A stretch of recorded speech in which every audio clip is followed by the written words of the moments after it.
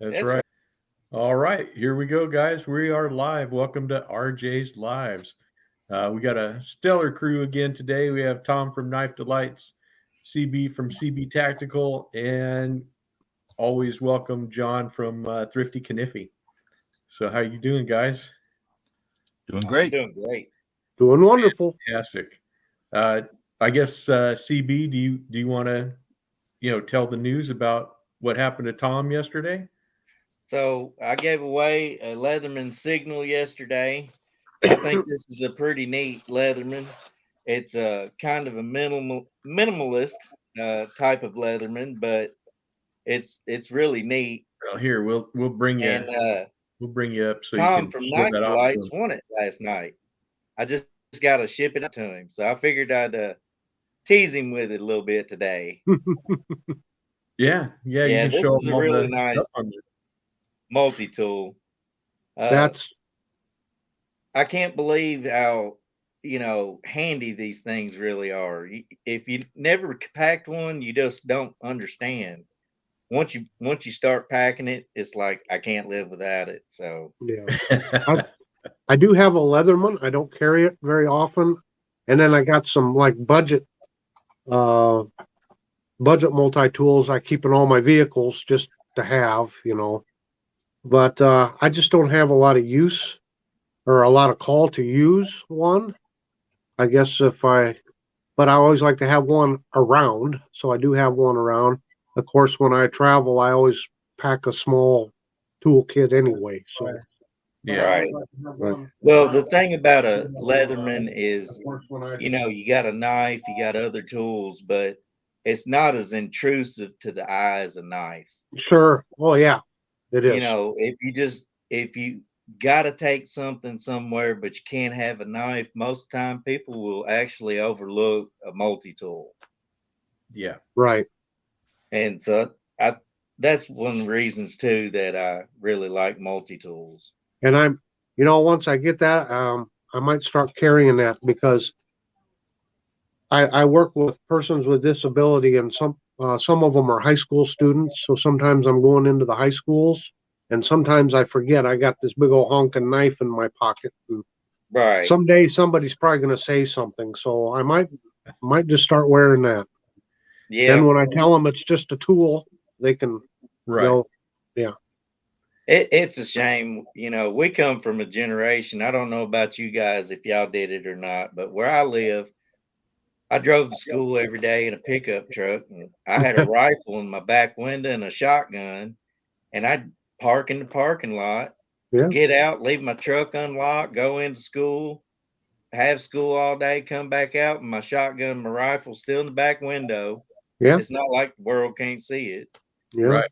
but now Well, I you know. just Well, let's say everybody. hello to everybody in the chat. We have Leland is driving and listening. Hello, Gizmo. Yep, we definitely have knife shenanigans planned for today, and Tom Ritter and Byron. And yes, I hope everyone did have a great Thanksgiving. And yeah, we're back to enjoying knives like we should. We're not sleeping this one off. So Yeah, I'm not eating turkey today. I'm done with the turkey. yeah, I hear you. Uh, yeah, in fact, we had ham for ours. We didn't even do a turkey yet, so we got a turkey in the freezer. We'll probably do that for Christmas, but yeah, we did a ham for Thanksgiving just to change it up.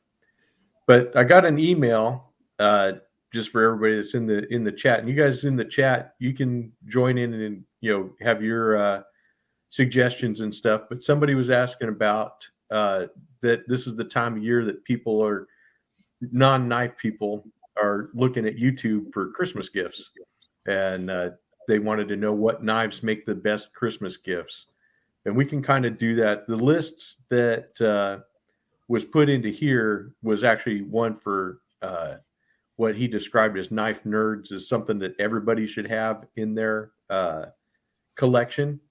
So he had the Spyderco PM2, the Ontario Rat 1, a Buck 110, one of the Boker Sport Messers, which is their humpback camp knife, the Victorinox Classic SD, a Case Sodbuster, and a Taylor's Eyewitness Barlow.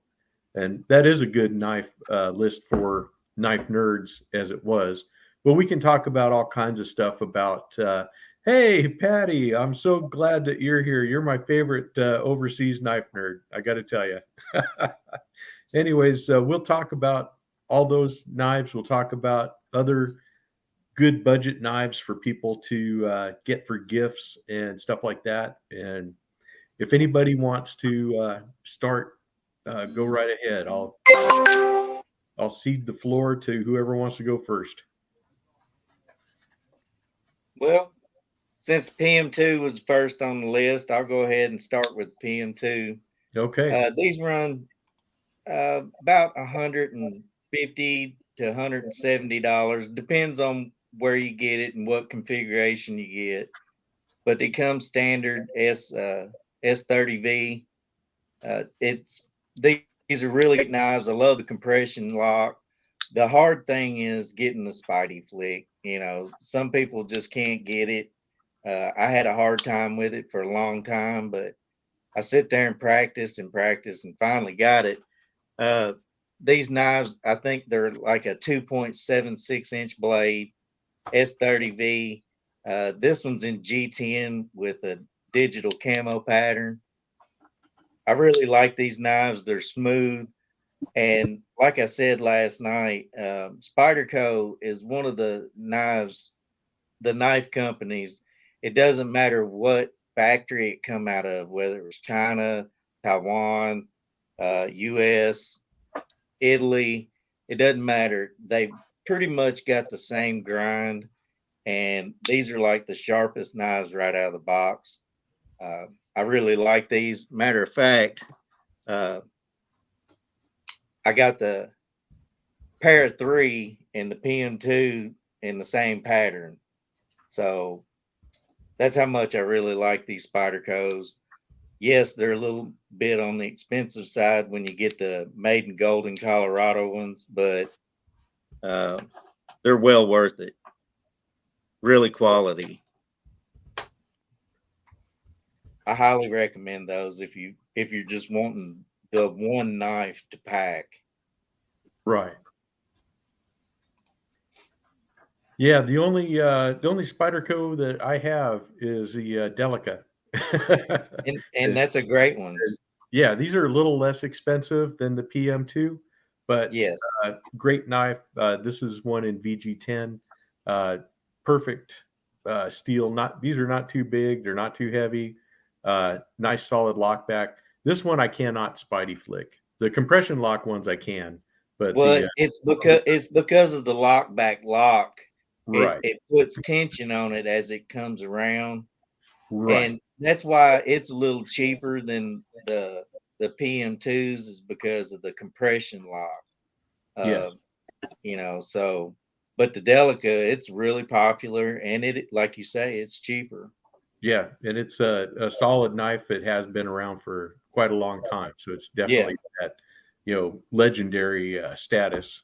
And you know, you can never go wrong with the lock back. No, that's the best lock ever made, really. You know, I trust it more than I trust any other. That is true. That is true. You got anything, John or Tom?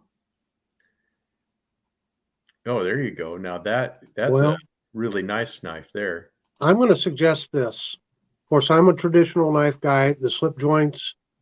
I love grandpa knives. And the story behind this one is, this is truly a grandpa knife. My aunt handed me this at Thanksgiving dinner on Thursday. And this was my grandfather's, my mother's father's knife. It's Case Stockman, made anywhere between 1940 and 1964. Boy, it's in really good shape. Yeah, that's a really cool knife. I did a cleaning video on it, cleaned it all up, came out beautiful. I bring this up because something like this is intergenerational. And you talk about a keepsake or something that, somebody can treasure 2, 3, 4, 5 generations later, a traditional knife like this. Now, Case knives are a little on the high end. So you can also get like a buck Stockman. It's a few dollars less, not a lot, but this just has your standard Delrin, cut Delrin scales on it. But if you're looking for stocking stuffer, or if you're on a budget and you still want to give a traditional knife, this is a knife. This is a Guidesman knife from Menards. And if you don't have a Menards store near you, you can order them online. There we go. This knife is just comes in at just under $10. So this would be a good stocking stuffer. But if you would really like to go all out, maybe a bunch of kids get together to get something for their father. Case has some beautiful, beautiful different cover material, you know, bone and stag and just all kinds of neat Stockman knives. So I just think a traditional knife like this Stockman pattern would make a wonderful gift. I totally agree. And I think a Stockman knife from anybody really should be in a collection. Mm-hmm. But for the people that say that a case knife is super expensive and not affordable, I have this little case knife. These guys are still under $20. Nice little solid lock back. And it does say case molded in the plastic. You can't really see it from here, but I've done a video on these knives. And this is a great little pocket dropper for somebody that just wants to, have a knife that they can, have and give as a gift. It's pretty nice. So we have that. TK is back. Yep, had an internet drop. Oh, okay. Well, y'all didn't even bring up Rough Riders for We're budget getting there for stocking sure. stuffer style knife. But go ahead, man, because Rough Rider. I got a lot to say about that. These are good little knives for what they cost. I mean, this one was like $14 in the tortoise shell scales. This is a single bladed doctor's knife. Got a pretty decent little swage on the top right here at the tip. I mean, it's just a cool little knife. And it was like $14. That'd make a good stocking stuffer. Got a good retention on it, good nail tick. I like it. Yep, that's for sure. Yeah, another one I was going to show is this one here, which is a Imperial Stockman, and these are fantastic, and they're not that expensive either. You know, a great knife that'll last for a really long time. And this is one of my favorite Stockmans. I got to tell you, it's a really nice one.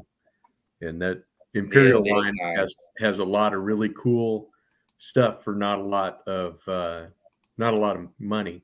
You know, really.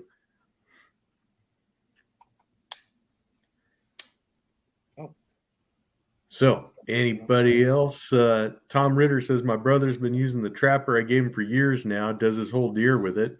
Absolutely. You know, and I have a nice trapper here that this is from Roper. And this is their Laredo Stag, which is a really good looking knife. Just your basic standard trapper pattern. But this guy here is not that expensive. I believe they're still in the just over $20 range, and you get a really good knife. That's nice. Yeah, that is nice. And here's the other blade on it too. You know, so yeah, you get a nice little piece of stag, and on this side it has their little shield in there, and then a wood cover for the rest. Really nice. Looks like zebra wood to me. But definitely a nice one. Hey, Mimo, I am glad you're here. I need a master moderator at all times. Yeah, the Schrade Imperial Sodbusters. Yeah, I got one of those too. And those just got to find it here amongst all these. And this is a good one because it does have the little, bird's eye pivot on it. And these guys are like $8. And, just a great all around working knife, composite handle, one that again fits in that budget range. But this is a real worker. I like this guy. I like it a lot. And I have one of the case sod busters. They're a little more expensive. I think this guy was just under 40 when I got her, just over 40. But this is the orange composite, and Case makes great sod busters, and they're probably one of the least expensive patterns that they have. Yeah. Yeah, Case are they're really making some really neat knives. Okay, let's see what do you have there, John? Let's take a look at the old timer. I was kind of trying to find something that's sort of fits the mold of both a really good Christmas gift as well as a knife that would fit into anybody's collection. And I can't really think of a better example for an old timer than the 34 OT. This, of course, is like a small Stockman design. This particular one I have here is an American-made one, but you can definitely buy a Chinese one that's nearly as good for around that $18 to $19 mark. And 34 OT, it's just your standard style Stockman. You got the nice little clip point blade here, and that's like about a 2.5-inch blade. So, even if you're in the UK, this is definitely going to be legal. I think there's problems getting the old timers overseas. I don't know how well they are distributed over there, but they're definitely all over the place in the United States. Probably one of the widest distributed style brands out there. Yeah. But just a great drop in the pocket style carry. You're looking at like maybe about a 3 3/8 inch length knife here. To me, is this a classic style and design, and I prefer the American ones if you can buy them on aftermarket. But as I said, you can get the Chinese ones, and they're very affordable. Another pattern from Old Timer that's sort of a classic, just a classic traditional pattern in general. The Barlow. You have just a really sturdy and rugged style frame.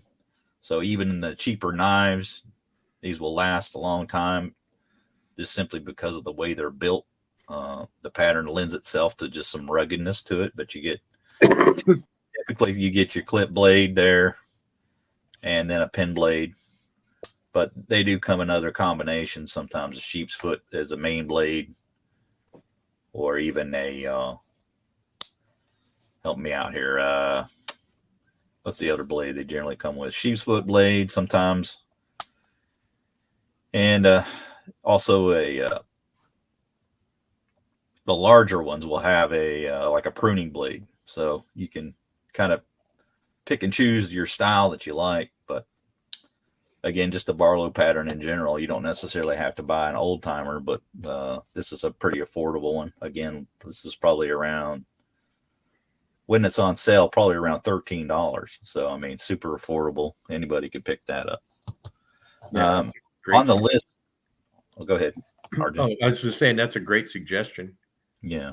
And on the list was the Taylor Eyewitness. Now, the thing about this is they're a little bit hard to get a hold of. Not a whole lot of retailers offer them. And then when they are, they sell out of them really quick in the United States. So, I actually got this from Gadget Gus. I don't know that he's in the chat today, but fellow from England, and he has his own channel, and he was nice enough to send me this one. So that's how I got a hold of it. I don't know that I'd even have one if I didn't have friends overseas sending me stuff. So, but I do agree, it's a great knife. I just don't know how easy they are to get a hold of. Certainly, anybody looking for a Christmas gift really quick may have some struggles getting a hold of this in a month, like if you're buying now. So May Yeah. not be the best choice just in terms of like how long it may take you to acquire one, but they are a wonderful knife. They have great pull on them. Very unique blade shape, and they are made in Sheffield, England. So, you know, you're going to get quality material there. Yeah. This is their most basic design, just a wood handle, and you know, just their most basic stainless that they use. So there you go. There's your Taylor Eyewitness. Yep. I have one of those also that was a gift to me from Patty at Patty's Potato Peelers. And I'll show that one off. It's the same model that you had there. And I agree that this is definitely one for somebody that's a knife nerd, or you know, somebody that wants to get a great present that if they have some time. But I think that you could get one of these, you know, off the internet fairly easily. But I also have a Rough Rider version of that. This is in their brown bone, which is just a jigged bone. But I like the little shield on it. It's kind of a Stars and Stripes federal shield, and it has, you know, a nice blade on it. And I think these guys are still right around, you know, $20 or under $20. And it has the pen blade on it also. So definitely those are out there. There's all kinds of knives. I mean, that's the wonderful thing about knives, is that we do have such a great variety. And even like for a modern knife, I mean, here's that little Walmart special for $5. I mean, they're like $5.86. You get a crossbar lock, and you know, this is a really, you know, nice budget worker that you can get. You know, all the way down to, if you want to get cute with it, like CB said yesterday, here you go with a tadpole, you know, and he's got the newer ones. He's got the actual Angry Watermelon and the Stompin' Berry. So I don't know if you have those handy, CB, but those are fun. Yeah, if nothing else, it's a great stocking stuffer. Yeah, that's right. If you can't look at these and get a smile on your face, you're having a really bad day. You know what I mean? That is for sure. We'll give you a close up so you can show those off. But yeah, those are too cool with the little painted blades and the Angry eyeballs. Yeah, it's just fun, you know, for everybody. Yeah, not every knife's got to be serious. For sure. And Tom, you had something you wanted to show there? Well, Buck 110 was on the list, but I'm going to cheat just a little bit. What? Yeah, I learned from you, RJ. This is the Buck 112 Ranger, and I would bring it up because it is the 50th anniversary of the Ranger, and there are still some of these available, and I think these would make a very nice Christmas gift. I think they're around $70, but you know, it's nice to get an anniversary edition while they're available. So yes. I just thought, you know, yes, a 110, you can't go wrong with a 110 either. But a lot of people, myself included, I prefer the 112. And since it's an anniversary year, why, while they're still in stock, that might be a good option. Yeah, that makes a great gift for sure. Now, Gary made a great suggestion about the Rosecraft blades traditionals. This is that one, the Clinch River Swayback. These are, I think, $47.99 on their website, but they're out of stock right now. So you have to wait till these guys are in stock. But this bourbon bone that they have is just absolutely gorgeous. But my birthday was not too long ago, and my wife got me a Rosecraft, the Mohawk, which is a modern knife. I don't know if you can see that spear point blade there, or harpoon style blade that it has on there. You know, and this thing is just a really cool knife. Decent little finger choil on it. Yeah, it's got a nice finger choil on it if you want to choke up on it. And this guy here is going for just around $30. You know, so definitely if somebody wants a modern knife, there's that. You know, so it's not. And then a really quick, I'll just show this other Rough Rider I have, which is a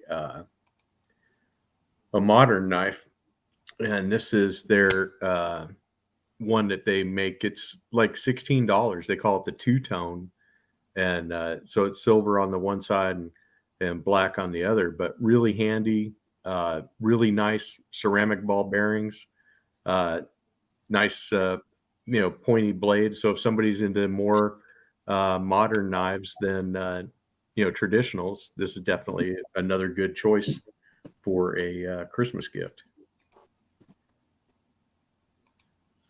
And let's see, we got John's got the Swiss Army knives, which are always a great choice.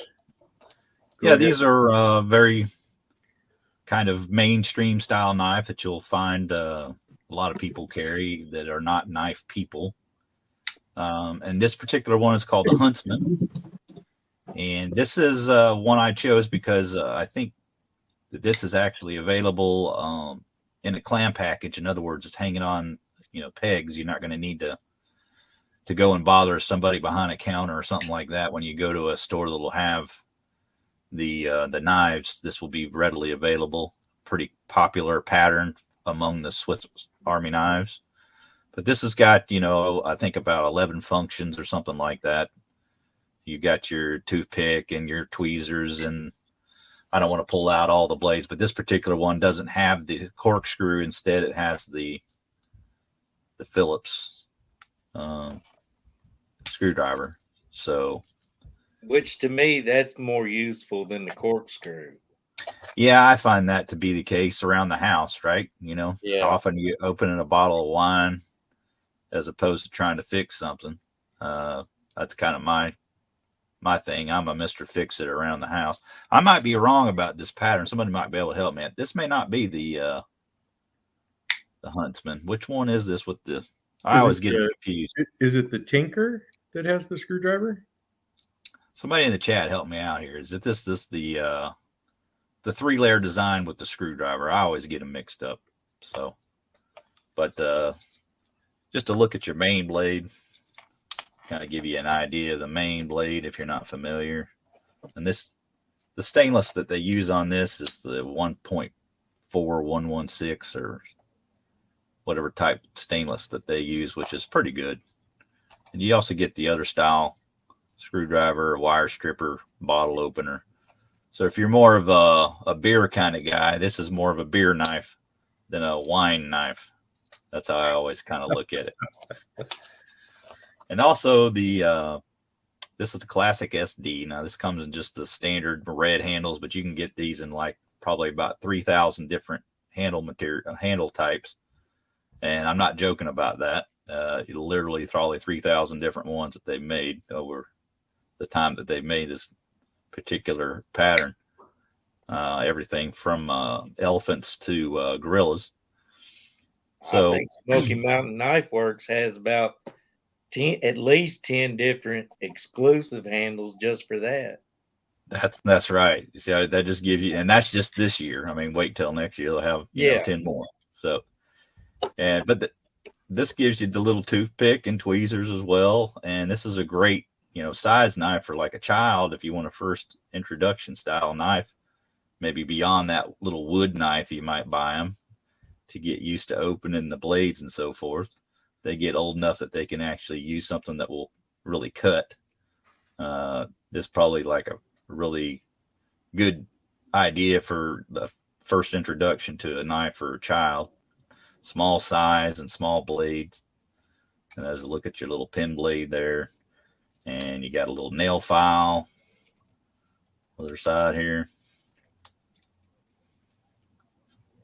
So you can teach them hygiene. They got a little screwdriver so they can feel like daddy taking stuff apart and never been able to get it back together. That's pretty much how you learn, right? That's right. And then you got a nice little pair of scissors in here too, which work really well. So yeah, just a really good first knife for for a youngling. There you go. That is definitely a good good gift ideas from the Swiss Army knives. Another one that I think everybody can kind of get behind, especially if you're looking for different gifts for Christmas and stuff, is definitely go to the secondhand stores, your thrift shops and antique stores. I found this really neat hammer brand Stockman. It was only, I think, $10 when I bought it, and it's got these really neat markings on the knife, like it's still been struck by a hammer. And these are just really cool things that you can find that are not, you're not going to find them in a regular store. They're going to be from somebody's past, but definitely worth taking a look and see what you can find there. That's an older knife, and one that might be a good gift idea for someone that's on a budget, but you can get really cool stuff that may not be out on a store floor. Okay, who's next? King, RJ, Yes, sir. you've got at least one super chat up there, I think. Oh my gosh, yes, I do. Thank you, Mark. Wow, I missed that when I was showing that knife. Thank you very much, Mark. I appreciate that. Yeah, so go ahead. Did you have something, Tom or CB? Go ahead, CB. I'll go Yeah. after you. So you brought up the Rat One, and I don't know very many knife guys on YouTube that doesn't compare most knives to this knife.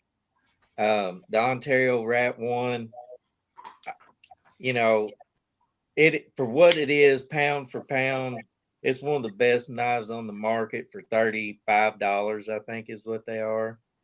And if the Rat One is a little too big for you, they have the Rat Two, which is a little bit smaller. And when you're doing knife size comparisons, these are a couple knives that they compare to a lot. AUS 8 for the Rat 1, D2 for the Rat 2. So they're really good steels. AUS 8, it come on strong. Everybody started using it. It's a good steel. But for some reason, it was one of those steels that just kind of went to the wayside. And, people just don't pay it much attention anymore. But these they have pretty good corrosion resistance. They sharpen well. They hold their edge really well for a long time. So highly recommendable knife for a budget for sure. Yeah, John Randall in the chat says the Huntsman and the Fieldmaster are basically the same knife. The Huntsman has the corkscrew and the Fieldmaster has the screwdriver. And then Fieldmaster. So yeah, that was a Fieldmaster that we're looking at then.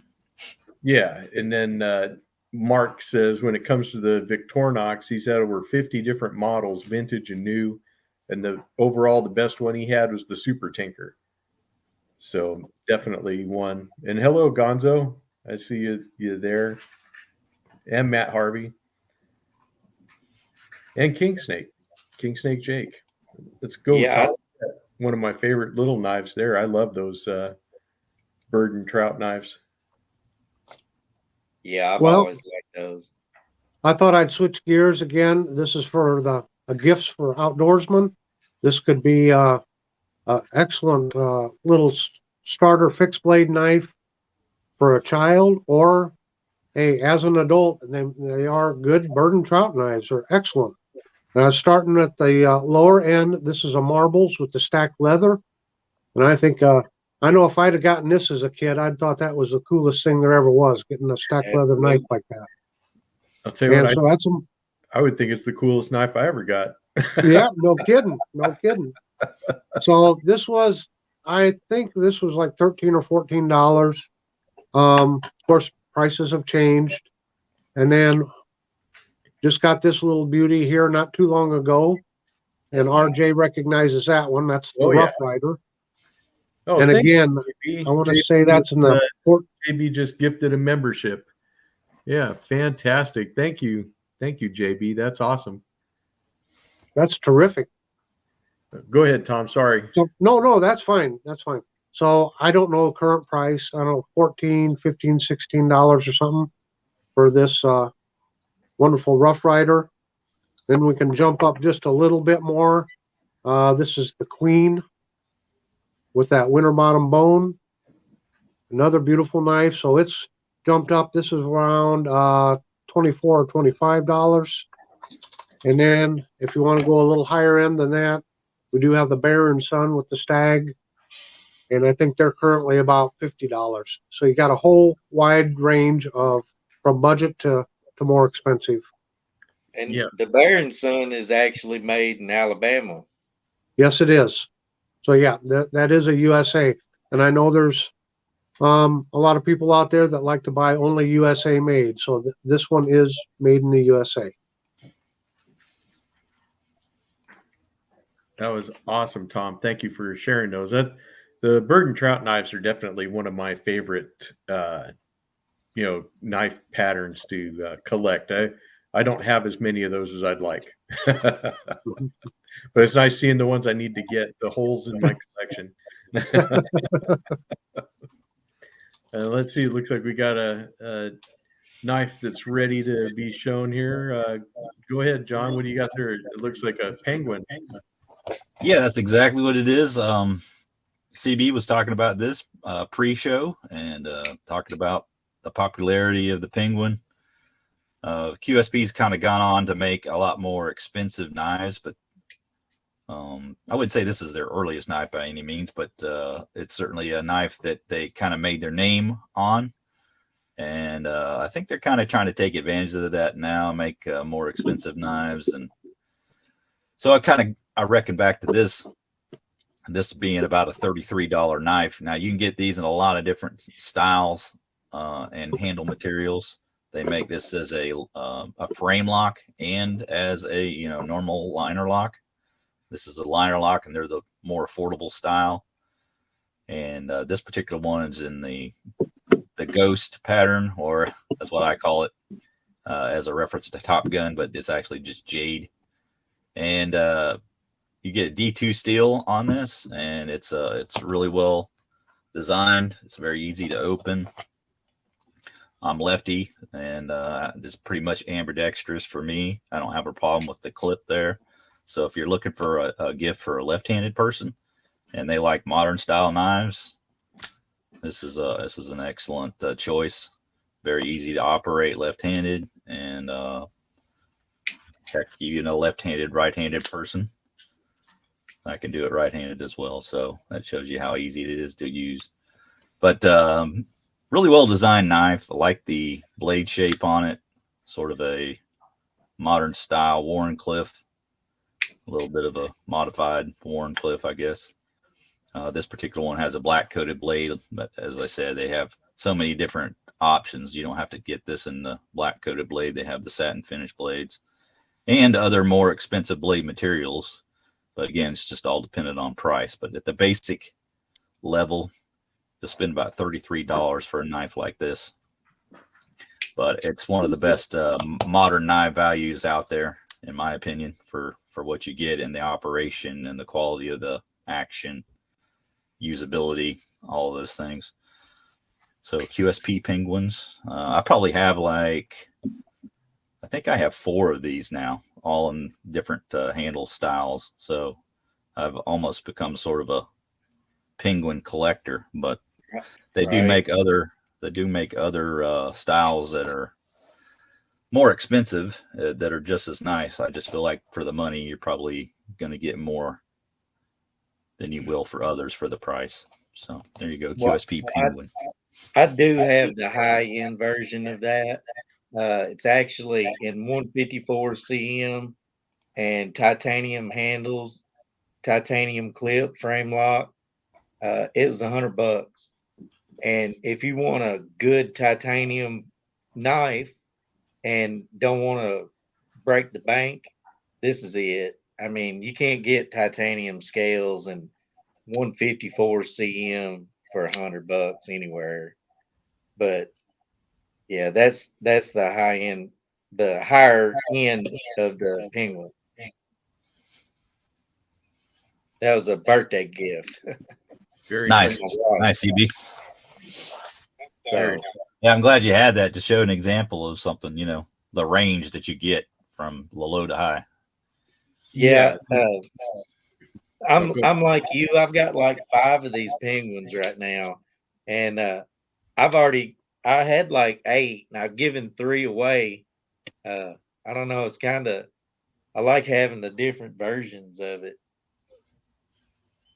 Yeah, yeah, and I mean they have everything from the regular size to larger size to the smaller one, Right.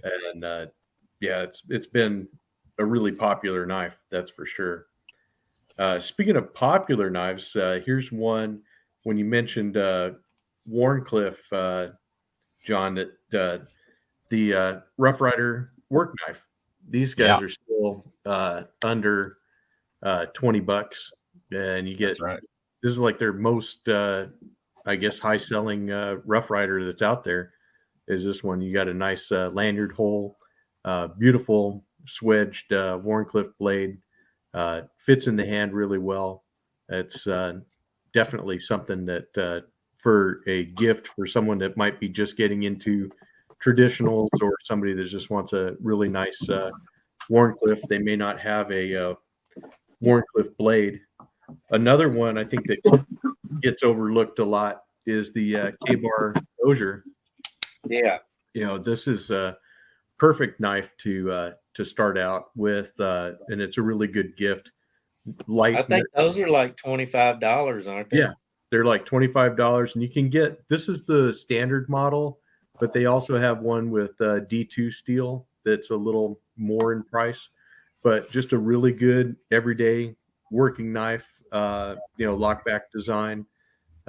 These are just, I think, a really excellent knife to have.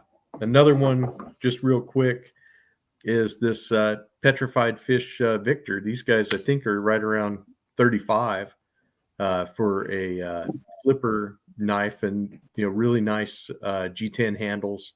They have a couple different versions of this too, but I just love that clip point blade. Yeah, Uh, that awesome. is a nice little. It's got a good tiny buoy look to it. Yes, absolutely, absolutely. So definitely something that if somebody was wanting to get more on the modern side, that's a good way to go. And let's see what what you got there, Tom. We'll go back. We'll get back to you here, John, in just a second. Oh, is John still going? Well, he had. Go ahead, Tom. Go ahead. Oh. Go ahead. Okay. Byron said that the first hunting knife he got was this K-Bar. I think it's a 4-inch hunting knife with the stack leather. So there you go, Byron. This is an old one. This one was made when they were making them in Cleveland, Ohio. And so that's a tie-in there with K-Bar. And then I thought of another suggestion, and I haven't ever really shown this knife, and people might be shocked to know that I own this one. This is the Kershaw Shuffle. Yeah. And they came out with the Shuffle 2, which I think is an improvement over this one. I keep forgetting I have this knife. This is a wonderful little knife. And I think I just looked up a Kershaw Shuffle. It looks like they're going for about $23 or $24. The blade style on these it's a perfect blade for EDC, for opening boxes, cutting cardboard. And of course it is a multi-tool because it has a cap lifter and like a little pry bar almost or lanyard spot there. Well, I just thought I'd introduce the Kershaw Shuffle. And also, RJ, real quick, Yes. Gonzo asked, is there a way he can find out how old his Barlow is? And I would just say, Gonzo, I'd need to know the maker and what the tang stamp looked like. And from that, you might be able to figure out the age. Well, he said it was an Imperial, So really the way to tell on an Imperial, Old Timer, Schrade, all those brands, Uncle Henry, they're very hard to date. Pretty much They'll give you a know- date, Right. date range, but they won't give a specific year. Right. And then also all you can tell basically is if it's, made in the USA, it was made before 2004, and if it was made in China, it was after 2004. So I think 2005 was the first year of the Chinese production after Schrade, shut their doors. So that's unfortunately it's not as good as like with Case or Buck or some of the other makers where they actually mark their knives and give you some kind of a good date range for stuff. But do you have anything to add to that, John? Because you were. I was just going to echo your thoughts on this and being one of the best selling Rough Riders of all time. This knife, when it first got introduced, what was it, the black handled version? Yes. I think, and they sold out so much they couldn't make enough to keep up with the demand, and then they came out with this one, and now you've pretty much stayed in stock ever since. But yeah, just a great Wharncliffe blade, really affordable. What are these, about $19, something like that? Yeah, they're somewhere like $16 to $19, but yeah, really a great knife. Yeah, great. And if you like Wharncliffe blade, then this is really up your alley here. I don't know how you would have missed this if you were any kind of into the knife community, but as we're looking for gifts for non-knife people, this is definitely a great one. I would echo RJ's thoughts on that. Another really well-selling knife for Rough Rider is the Swayback. Yeah. This was designed, I want to say, by Andy Armstrong. Go ahead, CB. No, I was just saying those are neat. Yeah, and they actually made two different colors, and so I got both of them, of course, because I'm an idiot. But you're not they have the red liners on this one, and then the black liners on this one. So they sort of just reverse the colors. But the thing that's fantastic about this is just this wonderful looking blade, and the lines of this knife are, you can kind of tell it's designed by some kind of a artistic nerd, and I think that kind of fits Andy's MO. He's and they're really surprisingly comfortable, being that the handle's curved. Right. Yeah, it's a lot more comfortable. I actually prefer this style of knife, the bow style, rather than the Swayback, because the Swayback to me is kind of not very comfortable to hold. So when you get the bow style here, that to me is a better, easier knife to grip and hold on to. I know you've got the orange one there, RJ. Maybe you can kind of show that again to see what I'm talking about with like the bow. Yeah, this one is same guy designed both of them, Andy. Right. So, let me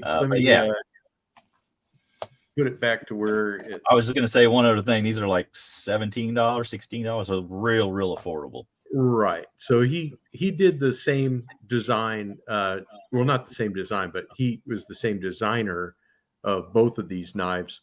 But you can definitely tell he loves the Swayback pattern, but completely different blade. And then this knife is a lot bigger than the little. I forget what they called that one. Wasn't it a bow? The bow trap. They called it the bow trapper. Yeah. Yeah, and then they made those bow trappers. There's the regular size, and then they made a larger size. Right. I don't have the larger size. I have one of the large ones. I can actually show you a comparison if you give me. Okay. Yeah, if you want to grab that, that'd be awesome. These two are the same size here. But yeah, the difference is just which way the handle is swept. But. Oh, okay. And Andy also designed the Pipe Doctor. That was another one of his. So, yeah, really neat knives. That's for sure. Let's see. What else can I throw up here real quick? I can jump in if you want to fill the gap here real quick, RJ. Yeah, let's. I think and I don't know if these knives are still currently made. I believe they are. Oh, yeah.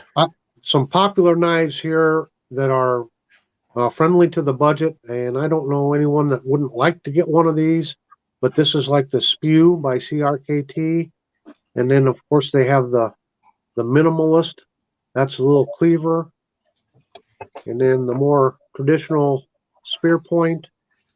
They come in all kinds of different handle material or handle designs now. They got some blue ones and green ones, and they've just got a whole wide variety of the Minimalist and the small neck knives. So they're probably, well, they used to be around $20 or so. I'm sure they've gone up in price, but I don't know of anyone that wouldn't like to have one of these to just throw in their glove box or their tackle box, tool box, have a spare knife around. So I think that's another good gift idea.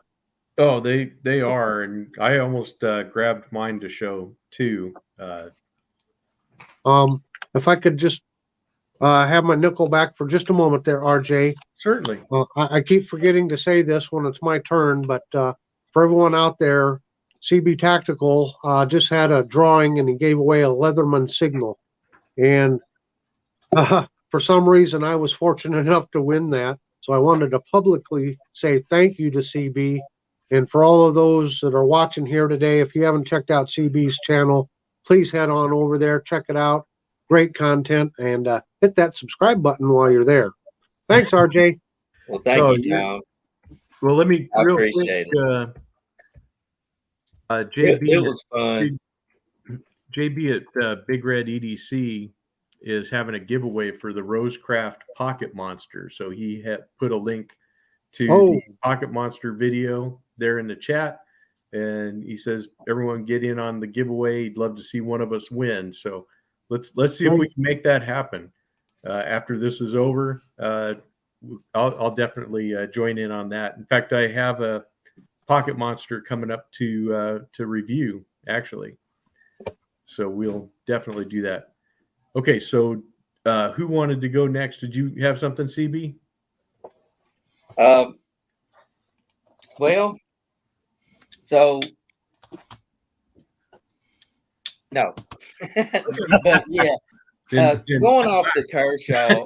I'm sorry, I have my computer on my table. Going off the Kershaw thing, though, I mean, it's kind of like I was talking about last night with they had different levels to fit anybody's budget. So, you know, you have Civivi, and then Sencut. Well, just like them, Kershaw, they have their out of country made knives that are usually really budget. I think this one is the I can't remember what this one is. But you know, they have your different styles of knife. You got some with nail ticks in them, and you know, then you have some assisted ones, and they got something for everybody.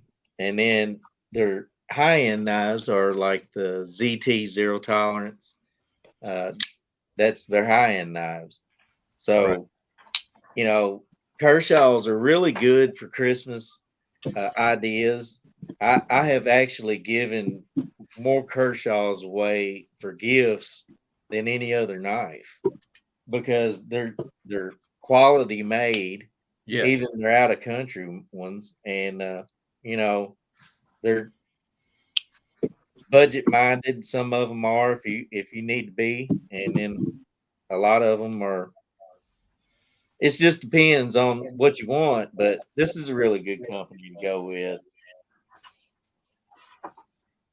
I don't like the only ones that I really don't recommend, and a lot of people like them. I've never had any good dealings with them. It's Gerber, you know, pretty much all the Gerbers up. This is the Paraframe. It's kind of like $13. I didn't really like this one. It just doesn't feel right. You know, it's loose, and I've never had any good dealings with Gerber. So that's about the only one I don't really recommend, but no, just fill out the person you're trying to get a gift for, and you know, traditional or modern or fixed blade. There's Yeah. a lot out there, and you can go down a rabbit hole if you're looking for certain stuff. Absolutely. Let's go back to Thrifty. I think he got Love the larger one out there. Yeah, just I love wanted to that. show the size comparison here. The larger one here on the bottom. Again, this is the Bow Trapper from Rough Rider, and you can see they just made a larger version of it. Yeah. So a little longer blade and a little longer handle, and they made the pull on it just a little stiffer, so they improved that a little bit as well. Yes. So if you're looking for one in this style, you might want to go with the larger one because I think the price difference is maybe only like $1. Yeah, I Again, think that's right. They didn't make it very much more expensive. No. I think the smaller one's like $15. Yeah, Yeah. I think you're right. I think it's like $15, and then it's 16 or 17 for the other one. You know, the good thing about that is though, is you could actually buy both of them and you're still not breaking the bank. Yeah. You Yeah. are correct. Good. So it looks like you got a pipe doctor, and Yeah, let me talk about this guy a little bit. Sure. This is just personal preference. I don't know how everyone's going to feel about this, across the community, but this is the Heritage Style series from Old Timer, and they kind of did a few little upgrades for this. For the blade steel, they gave you D2 blade steel, and this is the 5OT Bruin, or 5OTH, because this is the Heritage series, so then they add the H at the end there. But you can see it says D2 blade steel there. And this is a knife I carry and use all the time. So if you just want to kind of know from my personal experience, a knife that I use a lot and enjoy using for everyday carry, this one fits the bill for me. I throw it in a slip, and I carry this around with me all the time. But somebody had mentioned before that, and by the way, I think these are around, they're under $25. So even with that improved blade steel, you can find them for under $25. Somebody had mentioned, but Annie Armstrong designed the Pipe Doctor, and I had that on hand, so I just thought I'd show that. But you get the nice long little,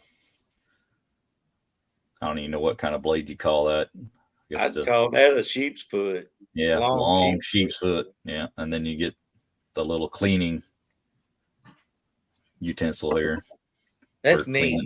Poking through and cleaning out the pipe, or I actually think you could use that with the cigar as well if you have cigars and create the airway. And you don't have the ash that you would have otherwise, but you can see how that just sort of stays up like that when in the closed position. And then when you got this blade there, it kind of covers it up. It's kind of in line with it. But yeah, my grandfather smoked a pipe. He used a thin blade. Got the little pipe for the shield, and then you got black underliners underneath the tobacco colored handles there. That is so neat. Yeah, those are really cool. All right, RJ. Okay. Well, I guess I'll go next. I got actually, where did it go? I had my eye on it just a second ago. There it is. My little buck doctor's knife. It's got the bone handle on it, but it's got more of a spear point blade than the other one with the sheep's foot. But all these doctor's knives have a pretty cool variety of implements on them, because some have a spatula. This is a single blade version. You have yours with the pipe tool and stuff. So it's kind of cool. But I wanted to add into the Kershaw thing. This is the Oh So Sweet. Still one of my favorite Kershaw. Yeah, that's a good one. Ken Onion design. Just absolutely fabulous. It is one of the overseas made ones. And to tell you the truth, those are really kind of my favorite Kershaws anyways, because they're budget friendly. And Kershaw does make great working knives. There's absolutely nothing at all wrong with those. And then a budget case knife that came out is this Smoky Mountain Knife Works exclusive case trapper. These are under $40. I've And seen those. for $10.95, steel. And so I've been carrying this one around for the last week or so, and it's just a fantastic knife. But you guys know I love trappers anyways, so it's not Cool. a surprise. A But case under $40 too. Yeah, anytime you can find a case under $40, grab it. That's for sure. That is for sure. Should Talking probably about find your it. kin. Oh, go Tom. I'm sorry. Oh, that's all right. Yeah, we'll go see Tom because he's been waiting patiently. Well, I just thought we'd switch gears. If you have someone in your life that needs some personal protection, I highly recommend this K-Bar TDI. As a former peace officer, when I was on duty, this was always on my belt.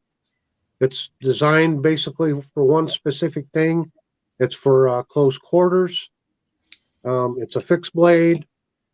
You have basically a holster that's designed so that when you reverse angle of the camera, you have to rock it back out of there just like you were rocking a gun out of its holster. And then when you get it in your hand, your hand naturally wraps around it just like a fist. And so you can punch with it, and it's for close quarters. And it's awful hard for anyone to take this away from you. And it's lightning fast. It beats any kind of assisted opening or auto out the front blade. This is the knife for self-defense in a close quarter situation. And I think they run around $50 or $60 right now. And And I call those human raptor claws. yes, they are. Well, like I said, I always had it with me. And before I finish up, I just thought I'd show my little pipe doctor knife here. This is an old antique. This was made by K. Woody. And K. Woody was a premium pipe maker back in the day. And you can see how it's patinaed. I want to say it's sterling silver underneath that, but I'm not for sure. And it is missing. There used to be a little round disc at the bottom for tamping, but that's gone missing. Very nice, Tom. Very nice. All right, let's go see what you had there, CB. So, what was your kin onion? Oh, that was the Oso Sweet. Yeah. So this is the CRKT Slacker, and it's by Kin Onion. And the neat thing about this knife is you need no tools to take it apart. So it's got this little roller here, and you roll it out, and then there's a little handle on the side. You pull that down there, and the knife pops apart. You can take it apart. So it's really neat little knife. These run about 40, around the 40-ish range. But I mean, literally, well, reverse angle, sorry. Putting it together is just as easy as taking it apart. So these are neat little knives. Kin Onion, he's been a knife designer and maker for a long time. Oh, yeah. He's made some pretty neat stuff. Yes, he has. But that's the only Kin Onion I had. I figured I'd break it out for you. Yeah, it's a really neat knife. Yeah, I like that. It's pretty light. And, it's a flipper, so it fits your modern needs. Yes, it does. But yeah, those are pretty neat. I don't know about heavy duty use, being that you can take it apart that easy, but for just a little use, it's pretty good. Yep. And then looks like John's got all the cool tools there. I love the Weehaw tools. I use those at work every day. These Yeah, here? I think I those. don't use the bit selector, but I think I've done a video on some of my Weehaw tools, and I have a bunch of them. I use their screwdrivers and their I got some cutters and some other ones that I use all the time. Always use their bits. But yeah, yes, knife maintenance stuff though. That's a good topic for sure for gifts. Yeah, just if you're not buying for a non-knife person, you're buying for a knife person. It's probably better that you get them tools because they're so picky. They're probably not gonna appreciate the knife as much as maybe they would some of the maintenance tool items. So what we've got here is just like a stubby screwdriver.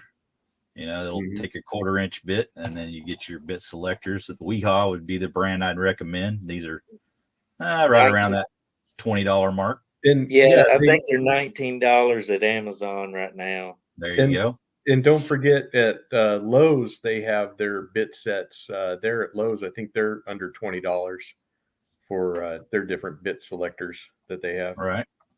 And the reason I recommend the Weehaw is because their hardness is really good on the bits, so they're not going to round off and then destroy your hardware on your modern knives and so forth. So don't cheap out on the bits. I would definitely spend some money on the bits. Super Lube, no one understands why I use this. Every time I talk about it, people get confused. So I just want to clarify that I use this for cleaning. Grease is really good for picking up debris inside your pivot. Yeah. You put this in there, you work it back and forth, and then you clean the grease out. You can leave the grease in there. It won't hurt anything, but I don't use it as a lubrication. I use it as a cleaner. And it'll pick up all the grit and grime, and then you can wipe it off your tang when you work the knife back and forth. I think everybody's kind of the industry standard here is the original KPL, Knife Pivot Lube is what that stands for. Just a really nice thing to have, and it does tend to work a little better than some of the other lubricants that I've used. So, and it has a nice scent too, if you're into that or aromatic type of thing. Well, Here's some cheaper. At least your wife doesn't kick you out of the room for using it, is what it's Right. Yeah, like if you use Ballistol, you might get kicked out of your house. That licorice annoys people. But this is a cheaper oil that I use whenever I want to kind of use a little more, be a little more aggressive with the oiling of the knife. I'll use this Lucas. It's really affordable oil, and it works really good too. But this KPL, I kind of reserve that for like the final lubrication. And this is just another version of the Weehaw bits. You can see you get different sizes here from 6 to 20, and they're just really handy for, right on, just keep them right on your desk or whatever. You don't have to go put them away and pull them right out and have them organized if you could ever get it back in there. But yeah, they're just a nice set to have whenever you're just wanting to do something really fast. So I'll use those. Yeah, that's a nice little set. Nice little, you get some torque on it just by, using the handle on it. So just some ideas there for a pretty affordable tool set. Yeah, that's for sure. Okay. Well, anybody else have some knives they want to show?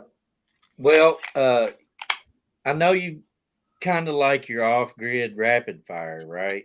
Oh yeah, love that knife. So, have you seen the fixed blade of it? I have seen it, but I don't have it. Yeah. So this is the off-grid backcountry, and it's in D2. It's the same blade shape as the rapid fire here. I'll get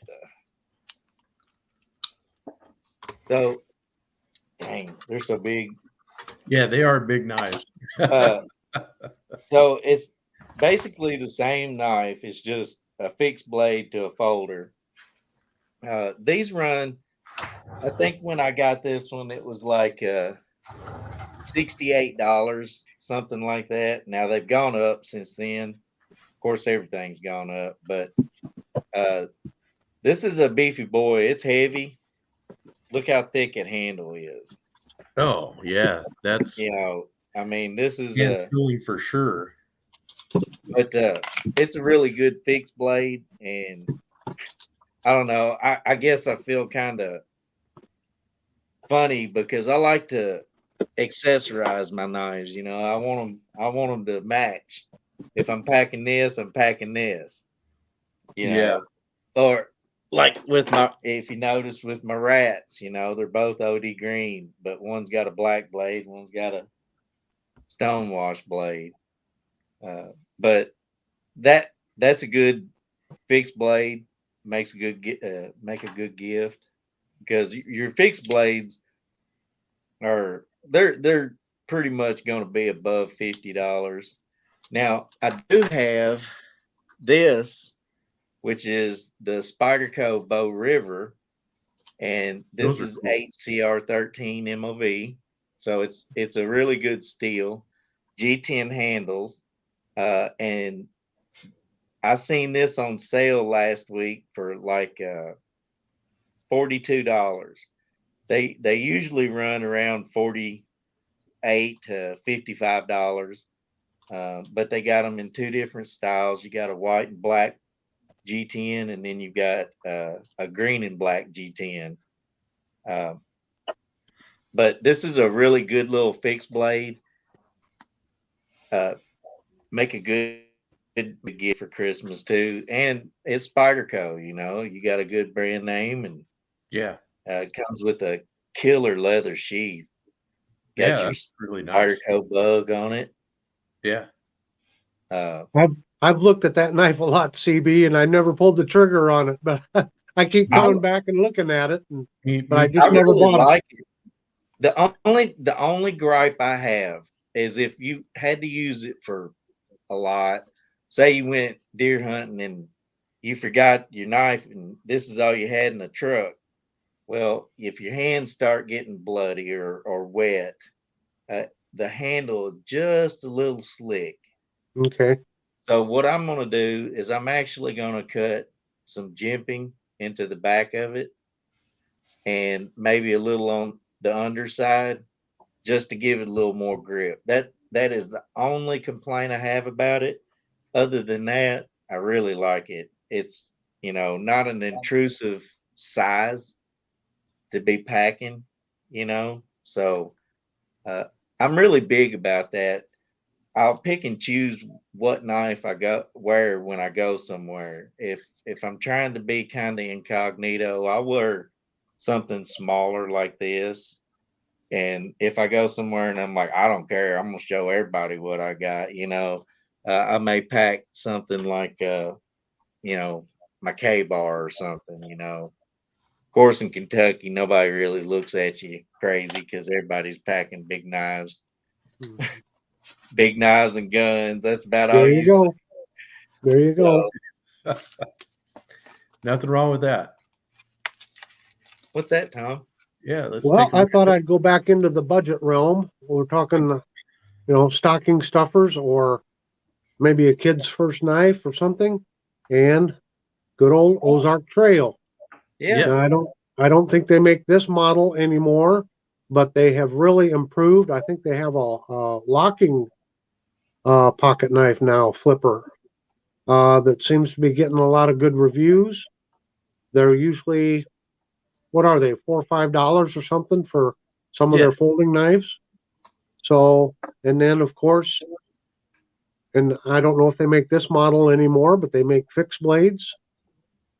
And I was in our local Walmart the other day, and they had gift sets of, package deal of like a fixed blade and one or two folding knives along with it. And I think it was $15 for the three knives.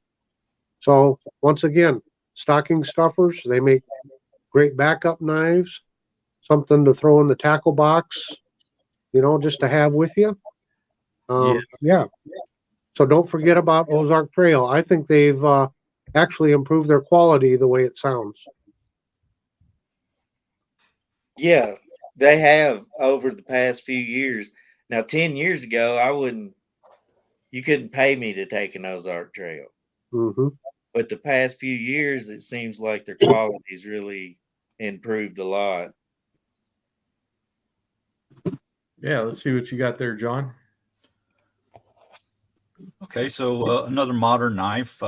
This one is a Gonzo actually, but it's their high-end brand Adamante or Adamanti, and it's designed by a guy named Skimmin.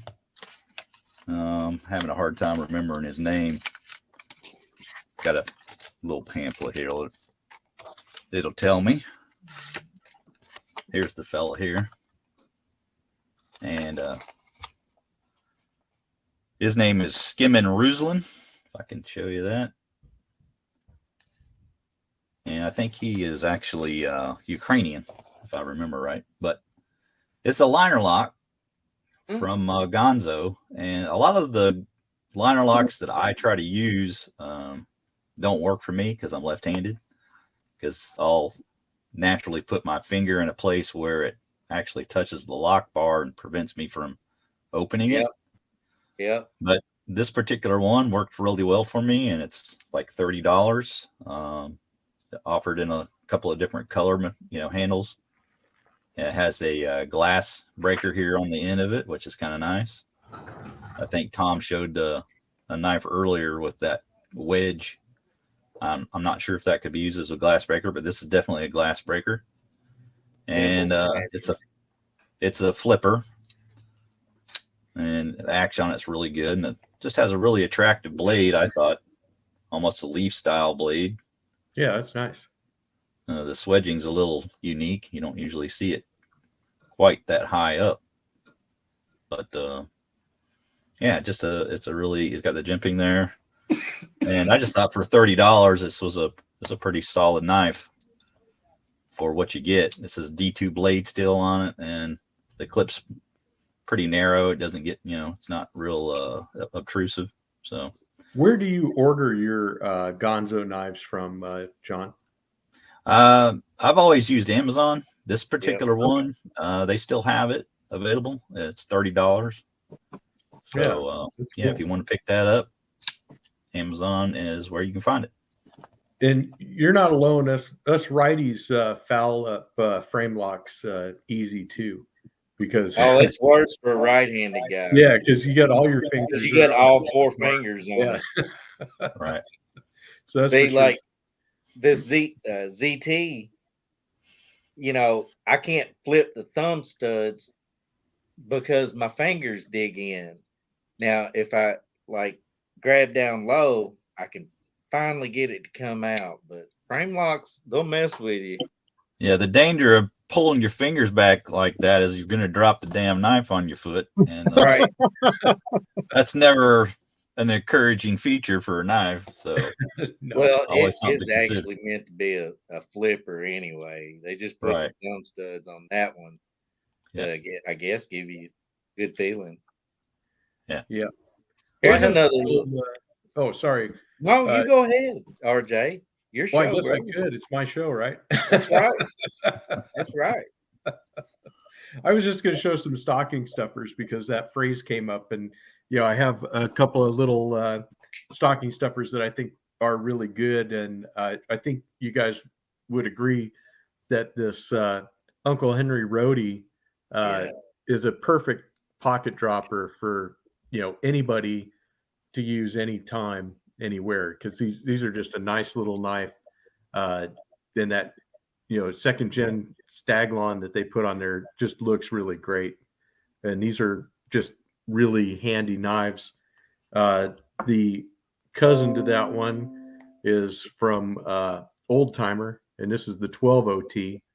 So same basic knife. I don't think it's really any less expensive or more expensive than the other one, but this knife is in a lot of their sets.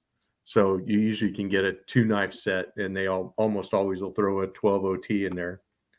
But then this little Marbles lockback, this one is in tan, but they make it in black, and there's a couple other colors, I think also orange.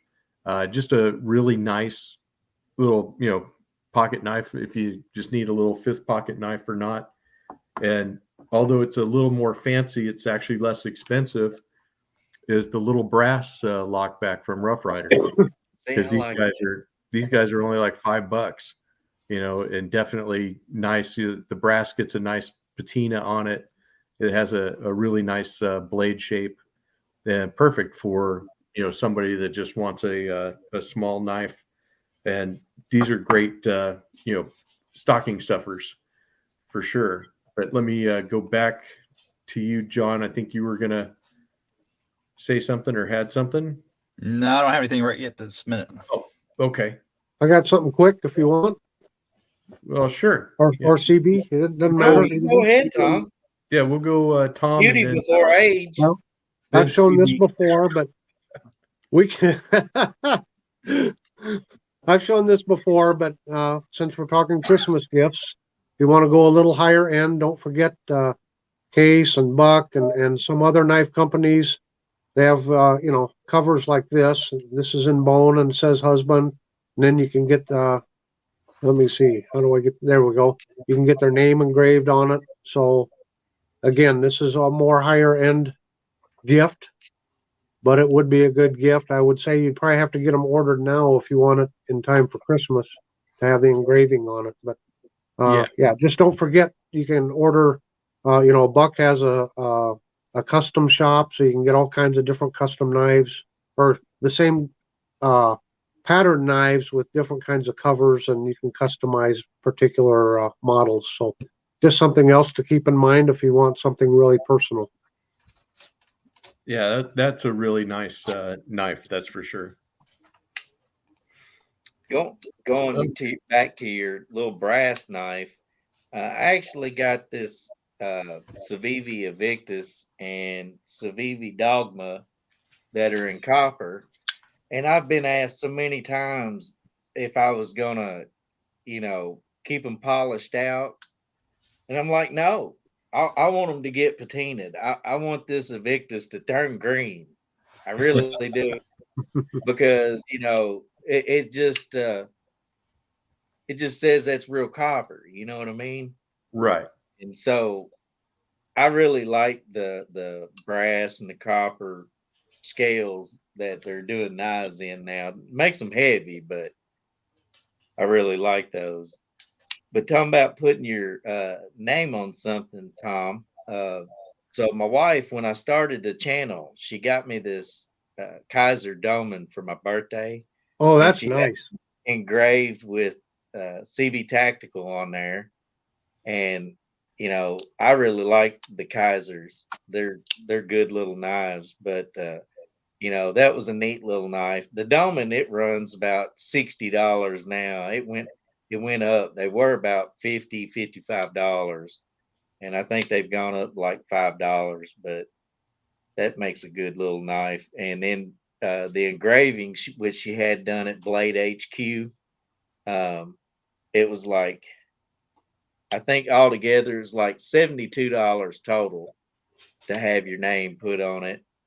Um, but you're looking at what, 20 bucks to have your name put on it or whatever you want put on it.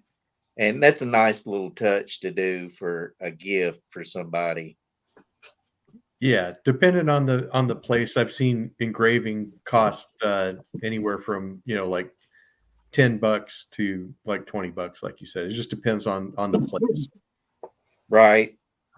And then I'm the type person, I like to torture people sometimes with my gifts. I like them to have to work for it. And this is another one that's really popular. It's the CRKT CEO. Yes, And this is a really popular little knife. It's a liner lock, um, but it's got the one thumb stud. It's very unobtrusive. It don't stick out very far from the knife, and you can get a good flick on it. But it's so little, like you know, it's hard to hold that little bitty knife to flick that blade out. And so I like to give stuff like this away to torture people. I can't help it. I'm just kind of, I've always been like that for Christmas, you know? Yeah, that's cool. Yeah. John, we got all kinds of comments about your beard. Oh yeah. So between the three of us that are showing our faces, your beard has to be somewhere in between these I two just shaved styles. it between last week. I guess it was Wednesday. I shaved it. Oh, well, So okay. yeah. So there you go, people in the chat. Yeah. I just got a little John's bit of a beard- billy goat. That's all. A little bit of billy goat. But There for we you go. hottie toddies that like the European knives, and not to offend anyone overseas, but the French and the Americans don't get along all that well. But I like their knives, and this is a classic. This is the old number 8 from Opinel. You can get this in a lot of different varieties and handle materials, and also they offer this in the carbon blade. This one I'm showing you here is stainless, and this is a classic design. Again, this is the number 8, so they offer this in the number 2 through like number 13, I believe. Yes. And I think they eliminated the number 11, so now you just skip to 12 or something like that.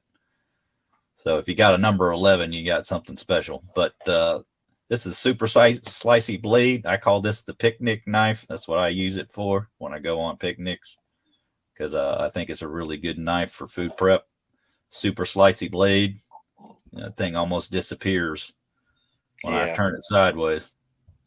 And it'll slice paper like nobody's business. You guys want a little demonstration of that? Yeah. Who doesn't like a paper cutting performance? And there we go. Yep. I guess I'm not very good at it. Might need a little sharpening actually, but yeah, usually very slicey. I guess my mayonnaise must have dulled the blade, but it's just a great classic design, and you can get these custom sheaves for it. These are real affordable on Amazon too. This one's called the what can I see that? Man, that's hard to read. Bertrand de Lussac, something like that. It's in French, and it's perfect little sheath for this knife. If you guys aren't familiar, you know you got the collar lock there, and that locks up the blade. You can lock it in either the open or closed position. So kind of safe for, you know, maybe a younger person too. This be a nice introduction to a knife for a younger person. And yeah, it just slips right in there. And then with the way that this is designed, you can just pull it straight out like that. Yeah, So, and then cool the knife. smaller ones, I think it's what 2 through 5. They don't have that locking collar. That's right. Yeah, the smaller versions, they go away from the lock. Yeah, but that's a really cool knife. Mine gets used mostly in the kitchen. That's my fruit slicer. Right. So you use it for food prep too, right? So yeah, absolutely. There's just great knives for that. They really are. Well, they started making knives for industry work, right? Like hawk bills and stuff like that. They were pretty much fixed blades, and then they used that design to make folders out of them, right? I don't know the entire history of it.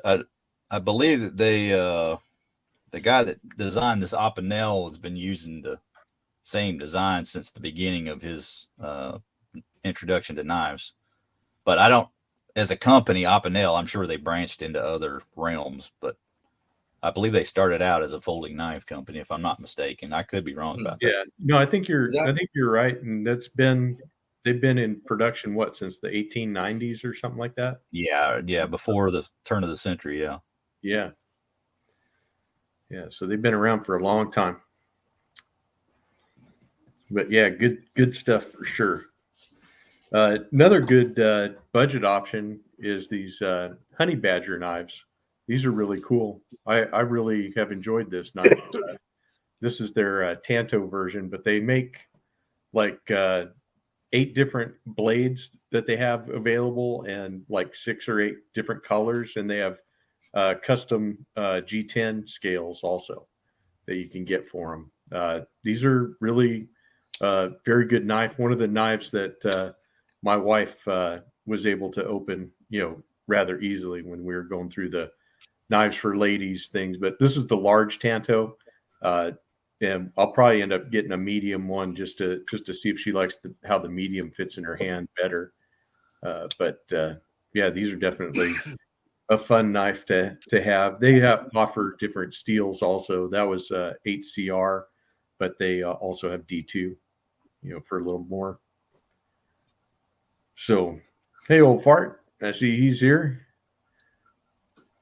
And then Tom's got something there. Let's see what he's got.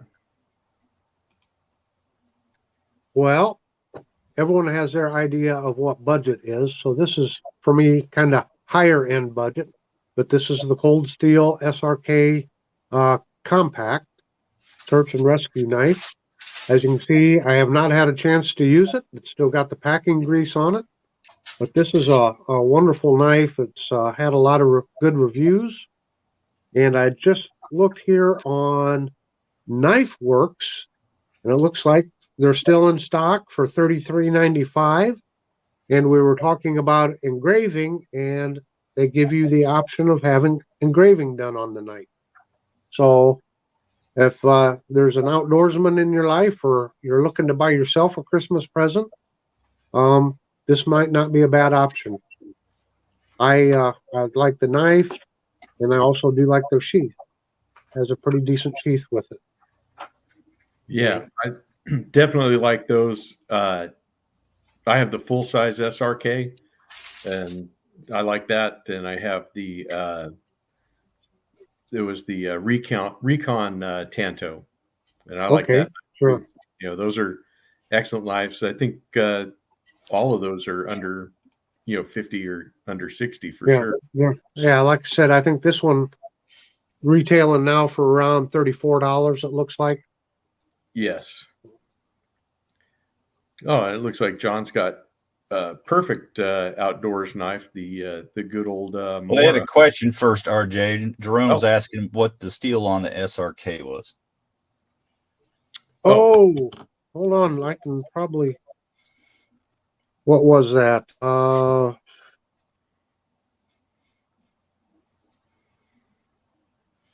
SK5. SK5, okay. Yeah. With Black Tough X finish. There you go. Yep, that's what I have on that Recon Tanto. But my SRK, the full size one, is one of the older models. I got it in the 90s, and so it has the leather sheath, and it's the carbon 5 steel. But go ahead, John.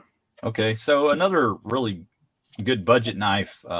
This one made in Sweden is Mora Knife. This is their basic. If I can see if that's on there. Yeah, the basic 511. And it comes with this little plastic sheath. But, you can clip that on your belt. Pretty basic design, but it works really well. And it's just the most basic of knives. You got this little vinyl handle here. I think the tang comes back to maybe about right here. And it's got a Scandi grind on it, but it's a great just little outdoor knife for fishing or whatever you'd like to do. And you can tell that Scandi grind is pretty razor sharp. But for a European made knife, you get this nice carbon steel blade. And I'm not sure the exact material that they use. I don't even know if they even tell you that. I'm not even sure if they do, but it is the Scandinavian style material that they use. And these are made in Sweden, but the knife is, I think, $6. So that's what I paid for it. Or no, excuse me, it's like $9.99. You know what the tab in the front's for, don't you? I believe that's it's so you can stack more knives. Oh, is that right? Okay. Hold on, let me get it. Yeah, hold on. Yeah, I'd always wondered what that was. I thought perhaps it was some kind of attachment.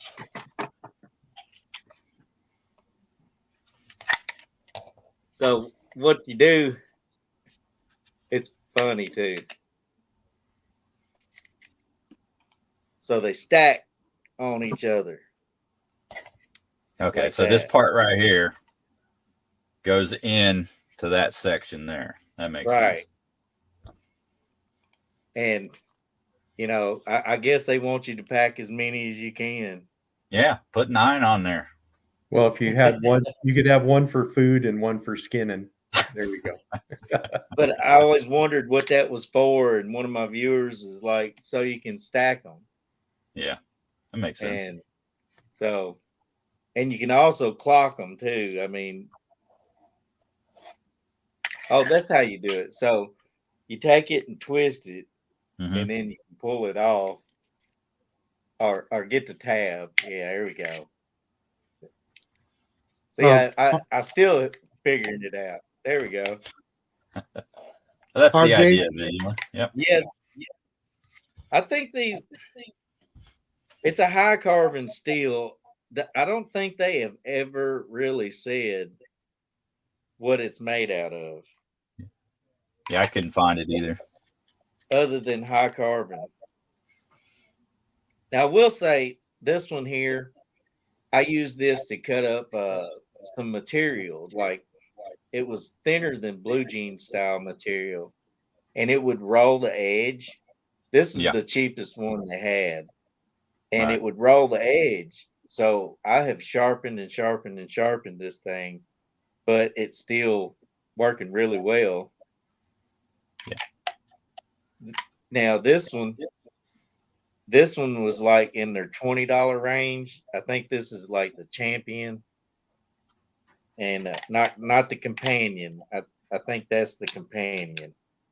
But this one, it didn't roll the edge like this one did. So I'm not so sure if this one didn't have a good heat treat. But I like knives. They're good knives. RJ, Yes, sir. I was just going to answer a viewer question on SK5. Sure. I got an answer here that says it's very close to the carbon steel W2 and 1084. They have a very close chemical composition. They all offer what carbon steel are good at, edge retention and toughness, and they have decent corrosion resistance, and they fall into the same price range, which is low to mid range. Very good. Yeah, Cold Steel makes some pretty nice stuff. Yes, they do. I wanted one of their San My Tantos. Yeah. I've wanted They're one of those expensive. forever. Yes, they are. Yeah, They were They said they're they've always been expensive. That's for sure. we have Matt and Jerome saying that the blade steel on this is 12CN Yeah. or 12C27N. So I think that's definitely a material that that the Europeans use a lot on their cheaper knives. So that makes sense. yeah. Yeah, these composite steels are getting pretty popular nowadays. 14C28N is getting real popular right now. Yeah. Yeah, that's a really good steel. I like that one. That's a steel I like a lot. Yeah. So I don't mind seeing that on any knife that I get. That was on the Hedgehog, was it not? Pretty sure it was. Yes, it was. Yeah. It was on that Hedgehog. Yeah, that's those modern traditionals are starting to take off, and it's making me happy. Because Oh, go ahead. go ahead. I was just going to pull out the one I showed you guys last week. I wouldn't necessarily recommend this for Christmas, but Well, just a fun knife. I have one I would recommend for Christmas, and this should come as no shock to anyone that's familiar with my channel. But my favorite modern traditional, the little Roper hybrid. I'm shocked it took so long. I know, but great Christmas gift under 25, carbon steel, still one of my favorite knives. I can't help it. It's not an RJ video until that knife comes out. Absolutely. This is my That's my the channel do- knife. do a lot of them. It sure is. If it's not, it should be, right? But yeah, this is still one of my all-time favorites. I'm gonna have to do a favorite knives video for sure for this year. I'm gonna keep it to just the ones that I've looked at this year. So that'll That's be right. coming. Oh, there you go, the Boker. Yeah. Yeah. Now we were just talking about the modern traditional kind of coming into favor amongst a lot of some of the more hardcore modern guys, and I think they're kind of getting influenced by some of these modern traditionals. And this is one I picked up recently, and again, I wouldn't necessarily recommend this for a Christmas gift. It's probably like $100 or somewhere right in that neighborhood. But this is from Boker, and this is called their Bad Guy. You got the G10 handles here with the red underliners. But I was blown away by the blade on this guy. I just thought it was the coolest blade. Big chunky clip point, and it locks up really good. It's just a fun modern traditional, and really it's not very practical. I mean, you're looking at like a 5-inch. I got a buck 110 here to compare it to if you guys want to. So it Wow. dwarfs That's a it handful. dwarfs the 110. So it kind of gives you an idea of the size of this thing. Yeah, Wow. Hey, but not every knife has got to be serious, though. that's Right. absolutely correct. You got to have your fun knives. Yes, and if you're not having fun with your knife, you're doing it wrong, like Skip always says, right? Right. Okay, RJ. I told him in the chat that the gloves are coming off. Uh-oh, here we go. You got the roper. I got to get my bucks going here. So Oh, here's the Buck 112 Slim, and this has been a pretty popular knife. I've had it for a few months now. It took me a while before I bought one, but I tell you what, I've carried it for EDC, and it is a very handy knife. I think they're coming in at around $35 or $40 now. Some people think that pocket clip is ugly. I don't like pocket clips in general, but I do like this one because it is kind of small and stubby because I don't feel it when I'm holding it, which is my big gripe with pocket clips is they dig into the palm of your hand. And so I got this one in a bright orange here. So there's another good gift suggestion. I started off, I think, with the full size 112, but here's a slim version. Yeah, those are nice. Well, Well, Tom, Tom stole my idea. I had this one lined up. Uh-oh. Sorry, TK. Didn't mean to walk on it. No, I should have known if it was a buck, it was gonna get. You were gonna bring it up, but I was trying to play nice till RJ broke out that roper. I ruined it for everybody. Pretty, really light design, but like he said, I'm not a huge fan of that obnoxious clip on it. But Yeah, I don't use it as much as I probably would if it had a little different design on that clip. But it is very light and definitely weight comparison is significant. This is probably about 7.2 ounces. And what did you say this was, Tom? I don't remember what it is. I think they're around 4 or 5, 3 or 4 ounces. I can't remember. I can weigh it real quick for us. Yeah.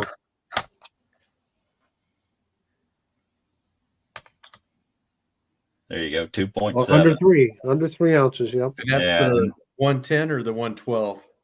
This is the 110. Yeah, okay. And that's 6.5. So that's a lighter buck 110. I have heavier ones than that. So there you go, 2.7. Nice. Yeah. Yeah, and I think those are still under 30, right? For the slim version. I think I paid 28 for it Yeah. at Walmart. Yeah. I think they Walmart went had up. I think they went up. They may have gone up.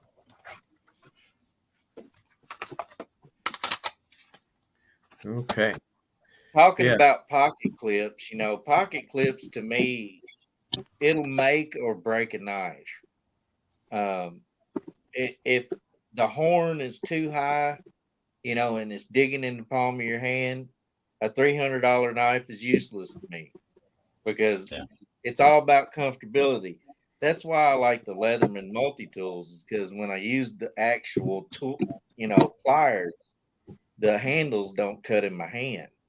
Everything else does, you know, and that's to me worth paying for that.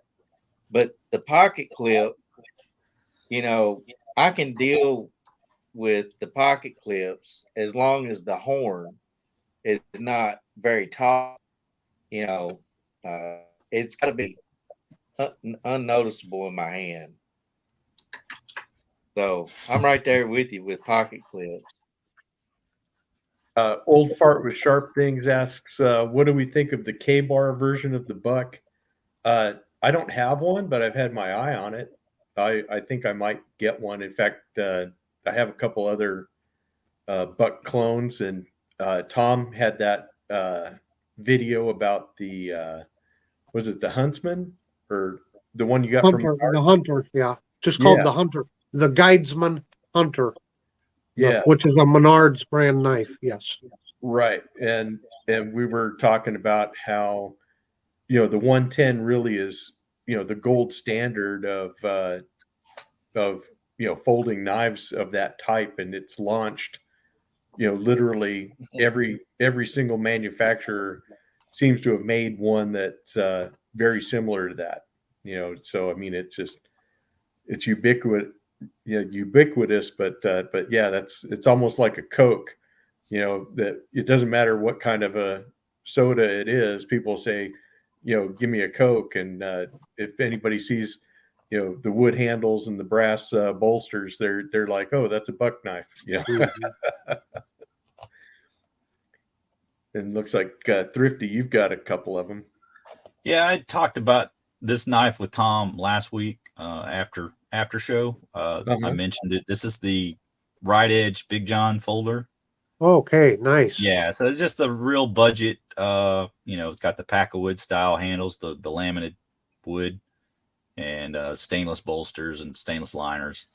And you probably got the cheapest blade steel you can imagine, 3CR or something like that. But if you're just wanting to introduce yourself to, you know, the buck and want to kind of know what it's like beforehand, this is just one I recommend. I think it's around $15, and it comes with a nylon sheath, so just real affordable entry level buck 110. Yep, those are very cool. And then don't you also have like the what is it, the Uncle Henry version of it, the LB7, I think it is? Or I do. I don't have it in front of me here, but Okay. Yeah. I have an LB5. So if you can Okay. just kind of imagine this one being 5 inches long, Right. it's pretty much the same thing. This is just a smaller version of that. This would be more along the lines of a 55.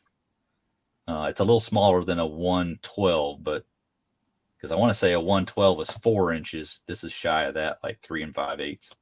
Right.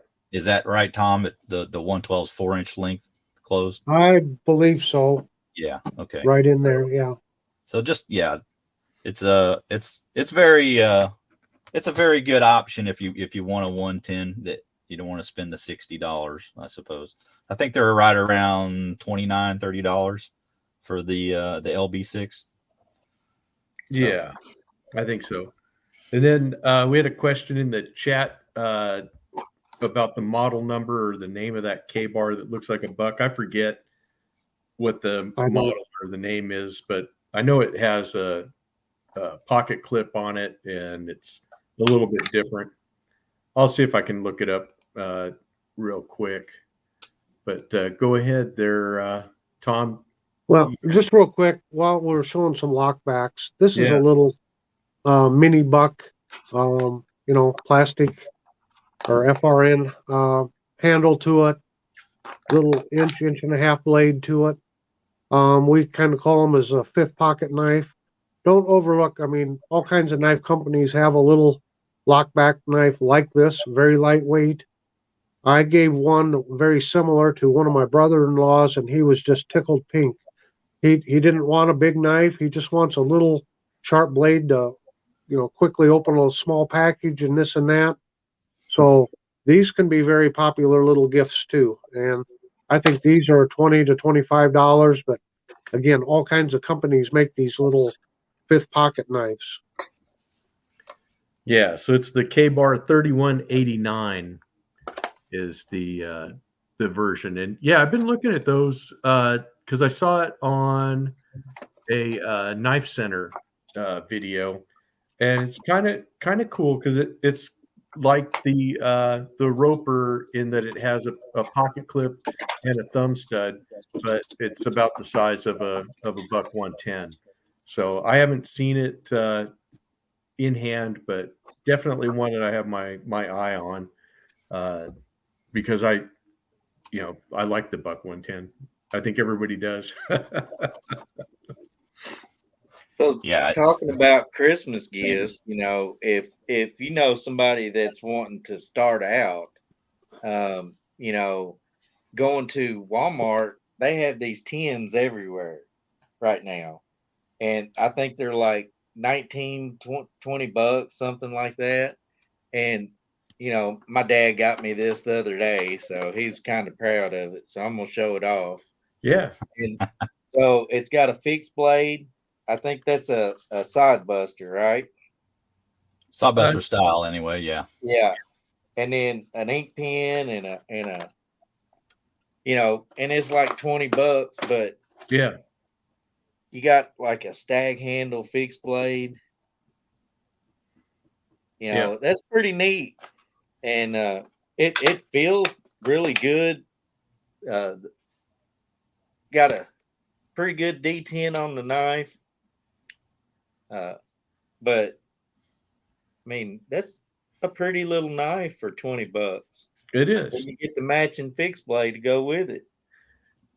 Yeah, they have a lot of really good knife sets like that at Walmart around Christmas time. Definitely check them out because you can find the Uncle Henry sets and the old timer sets, and then they even have the ones with mossy oak blades and stuff. That sometimes they're just really nice gifts and nice knives to have. That's for sure. Well, and they definitely make a good starter set. Yes. If you want to start your collection, it'd be a good one to get going with. Yep, that is for sure. Yeah, just in general, like all the gift sets and tin sets seem to come out at Christmas time, so it's a good time to try to pick up, any of those gift boxes. They're not bad, not bad value.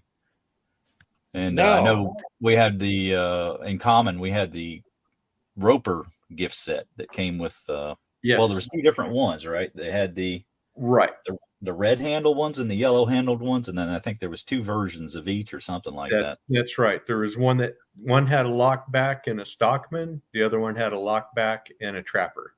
And it was a mini trapper size. Yeah. So yes. And do you remember what those cost? They weren't very pricey. They were $19.99 last year. Okay. So hopefully they're about the same as this year as last year.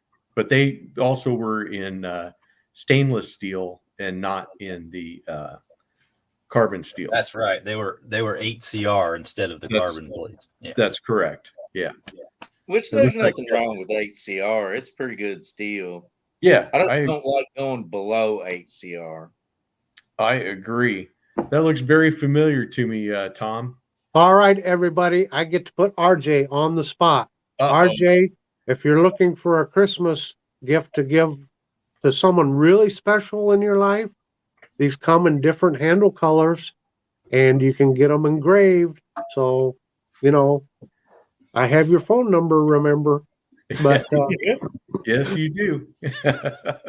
So RJ, here's a gift idea for you for that special one in your life. And you can explain the inside joke to everybody. Well, we were talking on the phone and Tom had called me when I had the wife in the car. So we answered the phone and we were talking about that Spitfire. Wow, he's got all the different colors and the different sizes. That's the mini Spitfire there. Yeah. So we were we were trying to decide on a knife for my wife, and so she was actually there. And Tom mentioned that his wife likes the Buck Bantam, and I was trying to think of you know what kind of a knife I had because she wanted a locking knife, but she doesn't really like liner locks. So I thought a back lock would be better, but most of the back locks I had were too stiff for her to open with her thumbs because she has arthritis in both of her thumbs. And so so he had mentioned the Bantam, and that made me think I have a Spitfire, and I went and got the Spitfire, and sure enough, that has such a soft, easy opening back lock, or actually, it's kind of like a mid lock. Almost midlock. Yeah, it's so easy for her to handle, and the blade is sticks out enough that she can pinch it open without having to worry about not being able to open it. So it's really a very easy knife for her to use, and it is a good knife. I had it for years, and it was just sitting in my knife collection, and I was like really glad to get it out. The only thing I haven't seen is I'll have to talk to you about the measurements on the mini Spitfire, Tom, so we can see Sure. what the handle size difference, because she may like the mini size better. Sure. But we'll have to try I one. can put them I should put them up Yeah, that would side be. by side there for you. I can't see through my hands. Is that a good comparison there? Why don't you line them up off camera and then just bring it? There you How's go. that look? There you go. Yeah, there you go. Okay, so it's That a not good really one? that much. It's not really that much smaller, but that might be nice for her. We'll definitely have to try that out and see. Oh, okay. Yeah, so I'll definitely let her know. It's like on the pocket clip. And those pocket clips on that one, I think are actually well designed because Yeah, they're not too bad. they don't stick out too much, and then that little curve or hump that they have towards the end is nice because then your pocket material doesn't push the blade up or whatever. It kind of keeps it nice there. Now the pocket clip on the full size Spitfire is reversible, and it's tip up or tip down. Right. And on the mini, it's reversible, but it's just tip up. Okay. And then Singing Toad wanted to know how many buck knives do you own? Not enough. That's what I thought. So it's a good time to invest in buck stock because Tom needs to buy more. So I don't know. I haven't counted. I could probably easily say I have at least 100 of them. and then Mimo says he's got your quote there. I can't see through my hands. Tom, 2022. There you go. Thanks, Mimo. But yeah, there's that nice set. John's got it there on his. Yeah, and I chose the option with the Stockman, but you can also get the Trapper. Right. Yeah. So, pretty nice little set, and same handle material as your Pecos. Yes, it is. So, yeah, it kind of makes it a nice set if you get the Pecos as well. Right. So that's what I did is I got all of the knives that were in that pale yellow composition. So that was nice. That set let me finish off that collection. There you go. Yep, I love that tin. Absolutely love it. Yeah, Okay. Roper makes some, or American Buffalo knife and tool. Yeah. They make some pretty good stuff. I like their stuff. Yeah, me too. Their website is pretty neat the way it's set up. It's got each company or each brand broke down. So it's pretty neat. It is. It's really cool. Okay, so what do you got there, John? You got another knife for us? Well, I've got this little buck here. This just got the black pack of wood style. Mm-hmm. Or is that acrylic? I guess that's acrylic of some kind. But this is the cheap knives you can get, Chinese made bucks from Walmart. If you're looking for something really diminutive, you're looking at like what, a 2 3/8 inch blade there, or 2 3/8 inch closed length.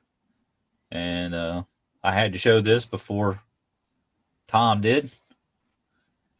It's a little buck 375. Those are nice little knives. Yeah. And you get the nice little Turkish clip on this side and a neat little coping blade on the other side. But they just make for really, forget you have it in your pocket style knives. I mean, they're so small that you don't even know you're carrying them. Yeah. I love little knives like that. They're a fun part of the collection, and they're definitely useful. Jerome, I have to comment on this. He said he had cows when he lived at home, so he considers himself a cowboy. I live in the West, and I watched Westerns, so I consider myself a cowboy too. But that's as close as I ever got. I guess that would make William a cowboy as well, wouldn't it? Absolutely. We can all pretend anyways. That's the beauty of it. I root for him, but I don't claim to be one. Oh, my goodness. Yeah, I wasn't talking about those cowboys. That's for sure. Not at all. Yeah, it's like the joke about the kid asks a guy what he does for a living. He says, "I'm a Texas Ranger," and the kid says, "What position do you play?"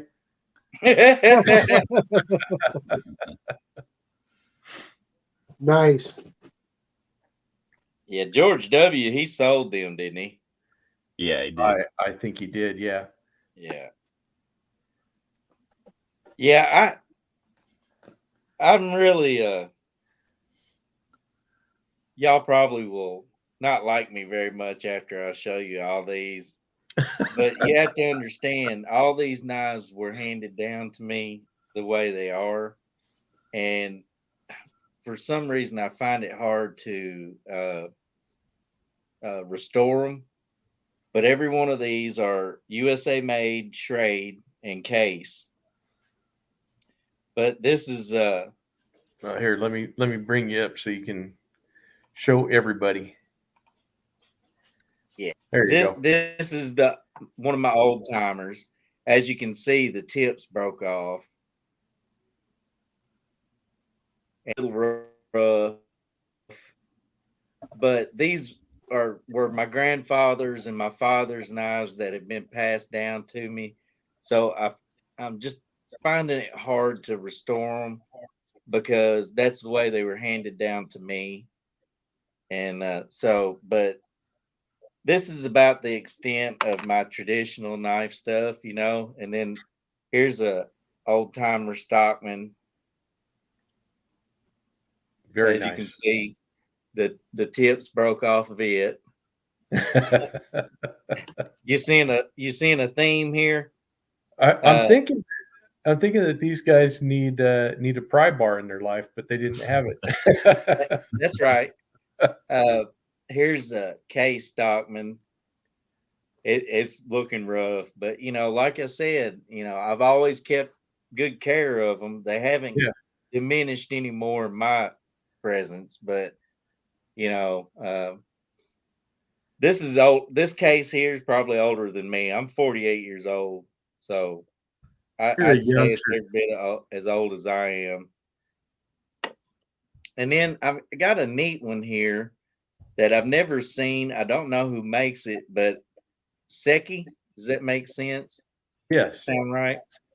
So this is AUS 8, and it was made in Japan, but this is a Coleman. Yeah. Coleman brand. Yeah. Nice. And it was the first production run. Well, I don't know if y'all can tell, but it's been used pretty well too. See all them scratches? Oh yeah. Yeah. There's actually a pretty good demand for those, CB. Yeah. Really? Yeah, the Japanese ones like that. The Seki ones. Yeah. CB, those have sentimental value. I opened up with that case Stockman I just got from my grandpa. I don't care if it had two broken blades and it was missing one of the covers. That's not what it's about. That was grandpa's knife. Yeah. Right. And you look at those knives, they were used. They weren't safe queens. Talking to my father, they didn't care about fit and finish. They didn't care about anything. No, All they cared just about had is it work. going to cut? Is it going to cut what I Yeah. want to cut? That's Yeah. all they cared about. Yeah. So, yeah, those Yeah, are beautiful, beautiful knives, CB. My mom's grandfather or my mom's dad, he used a little knife like this, but he used his pen blade as his pipe cleaner. Sure. And Yeah. he'd scrape out his pipe with it. And I mean, that's basically all his pen blade was used for was a pipe cleaner. So I'm really liking the traditional stuff. I just, it's one of those things that I kind of grew up with the modern knives. And but I'm trying to get back into the traditionals a little more. I'm finding it's a little artistic with the handle styles and blade styles, and it's neat. I like them. Yeah, that's one of the things I like is that they're just so much variety in the cover materials and how they look. Go ahead, Tom. Well, this is a Colonial Forest Master. It's a large size camp knife. They don't make these anymore, but I did find this in a antique store. I'm sure you can still buy some camp knives online. I don't know who's making them still, but again, getting back to our theme of gifts, this would be a good first knife for a kid. Yep. You go camping with them. They got 4 different blades to play with, and this and that. So I would assume if Cutco is still making them, or whoever is still making them, or you can find them on eBay, I think these would be a very good gift or a good stocking stuffer also. Yep, I think so. And then Jerome wanted to know if it was camp knife time, and okay, I'll bite. I have that that marbles that CB actually gifted this to me. Thank you again for that. This is that GI Jack. Yeah, this it's a really cool knife, and these guys are a great gift for a camp knife. I think these are not that expensive. It's got the nice marbles etch on the main blade, but you have your nice little awl here, screwdriver, cap lifter, can opener, and a blade. It's got this nice clevis on it, and the steel covers. This is perfect for anybody, like especially kid in the Boy Scouts or anybody that wanted just a nice camp knife, to have with them. They're lightweight, they're sturdy. These are based on the old GI knives that they had. You got another one, Tom? I do. This is my official Boy Scout camp knife from when I was a kid. And Nice. It's an Ulster. Yep. So those are getting really hard to find nowadays.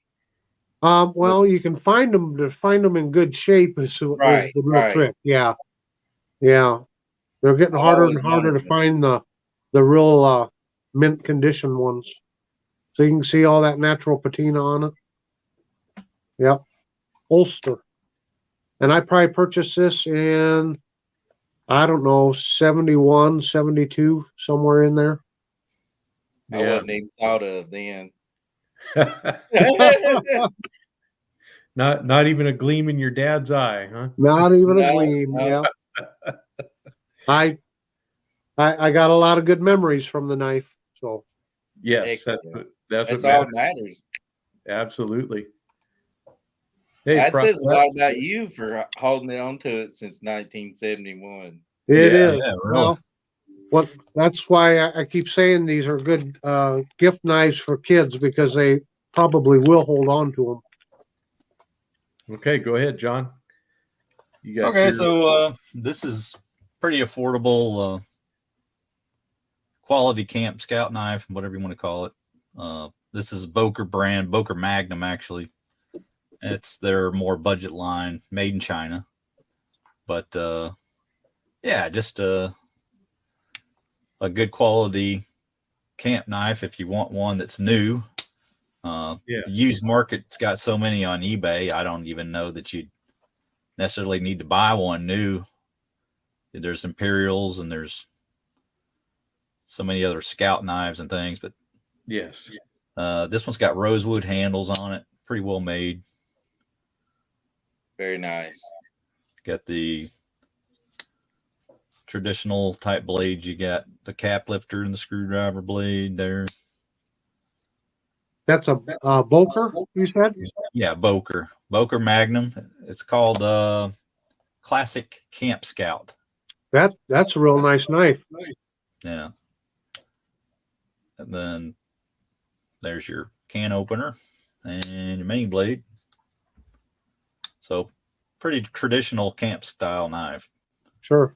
but you know, it is Chinese made, and just one that if you wanted a clean design, you'd only spend like $25 for it. So that's kind of Right. why I got it. Well, John, I was talking about it on my live video last night. I think personally, you know, being that it's coming from China, I try not to hold that against a knife, Right. because 90% of that is American steel. So, Right. you know, all their Right on. steel comes from the U.S. Yeah. I mean, if you look at the trail of where the money goes, even if you have an American company that has everything made overseas, you're still contributing to an American company. And I think a lot of people lose sight of that. They just say, oh, it's made in China. Well, okay, is it a Chinese made company made in China, or is it an American company made in China? We And still I have think- to go ahead. Well, I think the perception comes from everything's bad from China from Right. the 90s and up to the 90s and early 2000s. Everything that ever come out of China was junk. Yeah. But since, mid 2000, like to around 2005 to now, Mhm. the quality, especially in knife makers, has gotten really better. In Well, that same see- perception, if you kind of go back in history, it's basically a repeat of Japan, because that same Right. perception was the same. Yeah. Early on, the production out of Japan was pretty bad, but as they got more and more of it, the more you do it, the better you get at it, kind of thing. That's And right. Yeah. that's the TK, same thing with China. you took the words out of my mouth. As a Yeah. child of the 60s, Japanese transistor radios and everything, it was Japanese junk. But by Right. the late 70s and 80s, they dominated the electronics industry. And Right, it's the right. same thing with knives. That buck knife you showed earlier, TK, made in Right. China, that's not Chinese junk. Even the buck knives that are coming out of China are high quality knives. Yeah. And I've changed my thinking just a little bit. When it comes to buck, they still produce, the last I saw, 80% of their knives here in the US. But by contracting some with it overseas there in China, it allows them to produce some models that they probably would not be able to produce here in the US at a profit. And it allows them to get shelf space in places like Walmart and that. So if that 20% of manufacturing overseas helps keep the home company going, we're still saving American jobs. So That's right. that's my thoughts on it. Yeah, and it's like for every Rough Rider I buy on Smoky Mountain Knife Works, I'm still supporting Smoky Mountain Knife Works. Let's not forget, There was So That's So, right. just a little bit off track here, but there was a businessman back in the 1950s that wrote a speech called I Pencil. And he talked about a standard number 2 pencil. And he talked about not one person can make a pencil. As a matter of fact, the little band that went around it, that came from a came from a mineral that could only be found in one place in the world. So right there and then you can say the pencil's made in America, but all the stuff's coming from overseas. So then you get into, the wood for the actual pencil. Well, who cut that wood down? Where did the tools come from they used to cut that wood down? What equipment did they use to haul that wood? Where was that equipment made? We don't live in a vacuum. We don't live in a vacuum.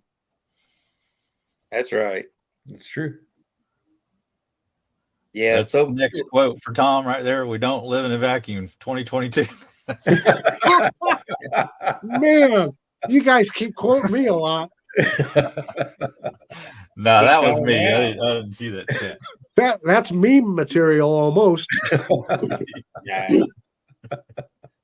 That's when we know we've made it, when they start showing our faces on memes. There That's you right. go. There you That's go. right. Oh, this is fun, guys. Yeah, Yeah. it is. Well, I think hope the we've hit a viewers lot out of there- good Christmas gifts. I hope the viewers out there understand how much we enjoy each other's company here on these chats. And thank you, RJ, for always inviting us on. Absolutely. It's such a pleasure. Yeah. I hope, I enjoy reading the comments and the viewer participation. It really is a great thing. Yeah. Yeah. There we go. Everybody's great. Your quote made the chat room there, Tom. Oh, Jerome. Oh, Jerome. I thought you were my buddy. He is. He is. Yeah. Well, thank you, Pete, and thank you, Outdoors Addiction. Yeah, I got to thank all you guys in the chat room, all you guys that are on the panel, all you guys that are watching this that didn't see it live. Absolutely, it's been a blast. I love doing these. It's the highlight of my week, and it's a oh, there you go. Mimo changed it. I can't see through my vacuum. From You know, Oh, we can't do this without you all, the viewers. I mean, that absolutely. y'all are the ones that actually bring us together and do this.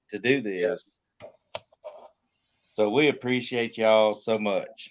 And I Yes. appreciate you guys for lending me your viewers. That was awesome. Yes. I had a big bump last week. I appreciate it. That is awesome. Yes, everybody that hasn't, go check out CB Tactical. Check out Tom at Knife Delights. Check out Thrifty Kniffy for sure. You guys definitely deserve all the subs and stuff that you can. Although we're all at different sub levels. The thing is that we all share this great audience. I think that everybody that's here, they all watch our channels. They enjoy our content. Yeah. So it's CB, Absolutely. I don't know if you know this or not, CB, but it was RJ and TK that first reached out to me, gave me a helping hand, helped guide me along. So you're in good company here.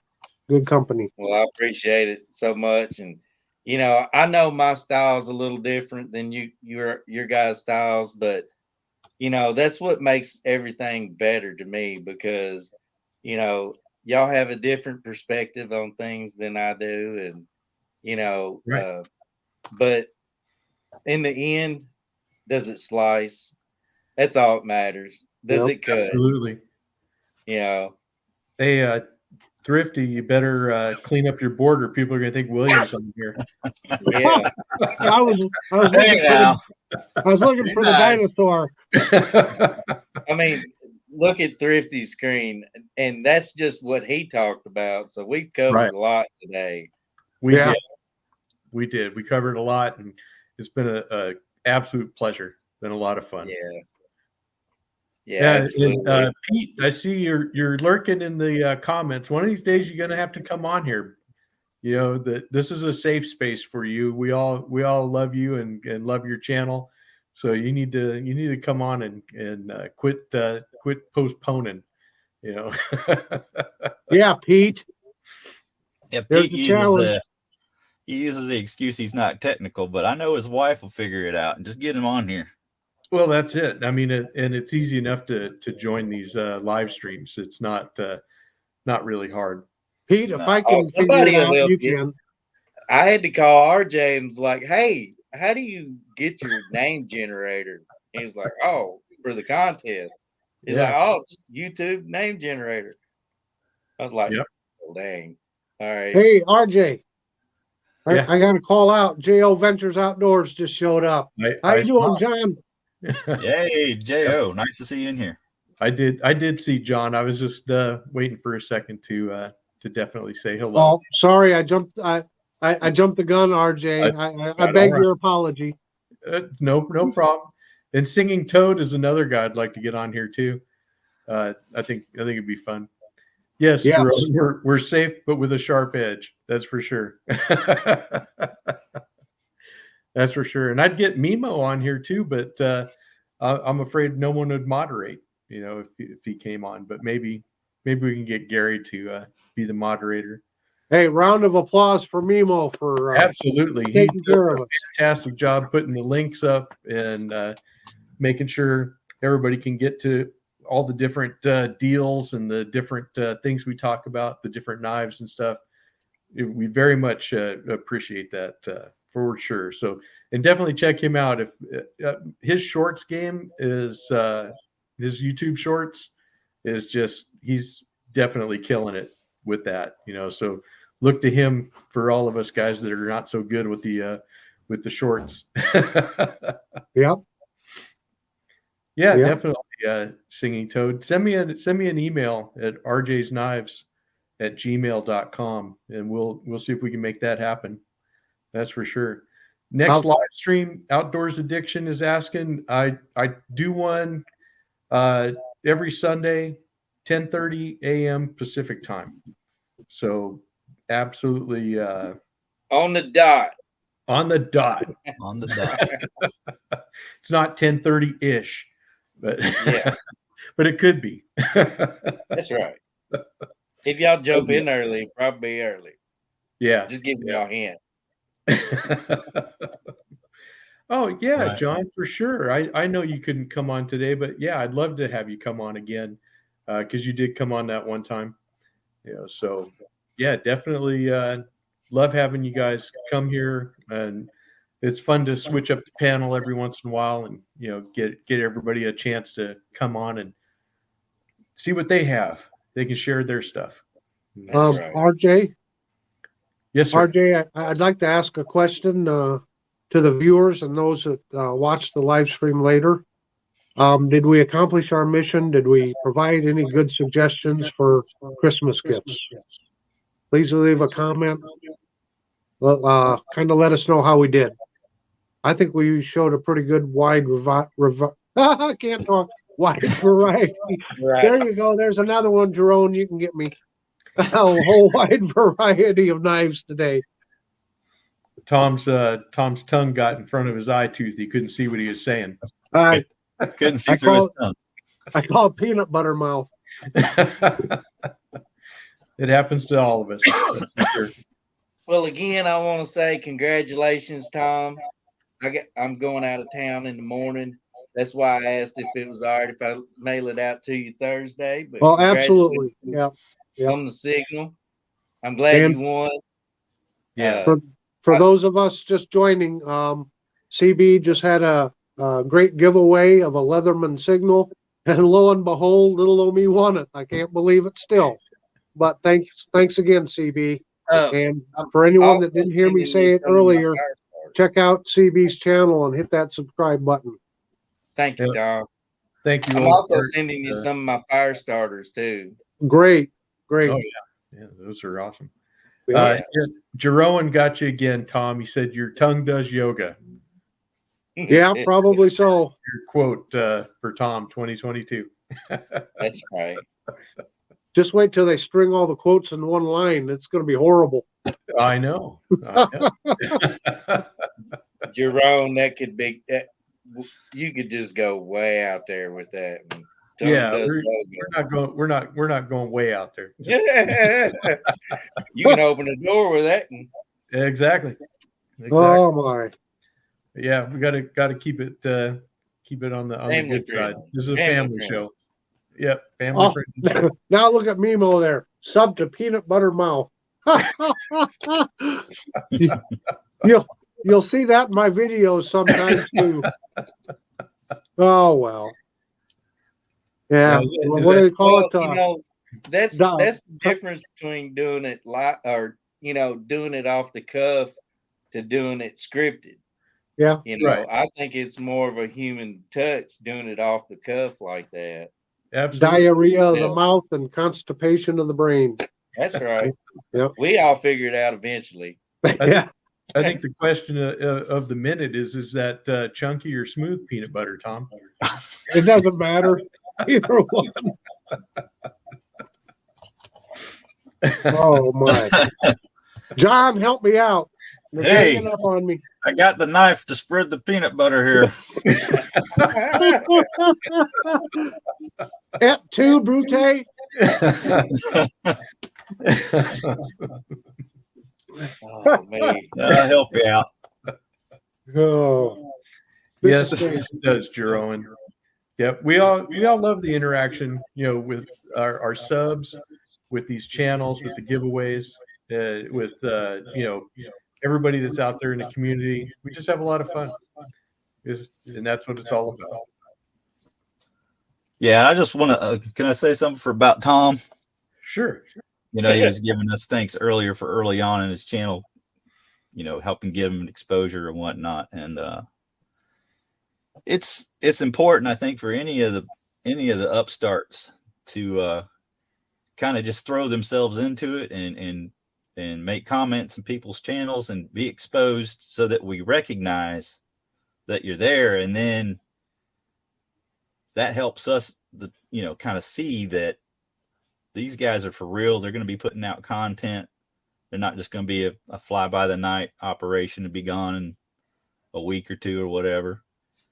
And we've got RJ's list in his comments. So if you guys have not looked at all the different knife channels in his list on his videos, look inside his comments. You'll see, a great number of channels listed there. If you go to my page, I have a section also that has a lot of the guys listed under the channel tab there. And I think a lot of us use YouTube, but don't always use all the features within it, which makes it, maybe True. something that we need to emphasize a little more, just how all the features work. Now, I know I post comments in the community section, and I know for a long time, I never even looked at that section on YouTube. RJ uses that. Tom uses that. I'm not sure. I haven't looked at CB's channel enough. I just subscribed last week, so I haven't looked at his channel much, but that's an important part of, what we can do to communicate, just small messages within the community really quickly. Like I just put up a deal alert today. They have a Cyber Monday deal on a Uncle Henry canoe for like $14. So, that sounds real good. affordable knife there. One I didn't bring up in today's show. Maybe I should have. But yeah. So when you explore the channels, don't just go there to sub. Look around, explore. That's kind of my message I'm trying to say.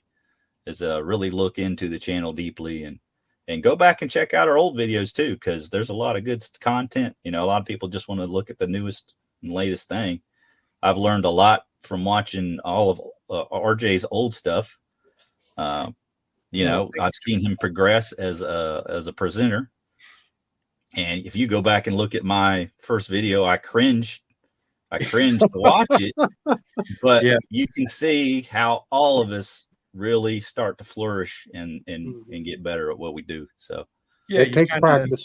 You find your voice, and you get comfortable with yourself too. Because I think at first, we're all a little self-conscious, and it's kind of different because you're putting out content for other people to watch, but you also don't have any feedback. So it's not even like doing it like in front of somebody else.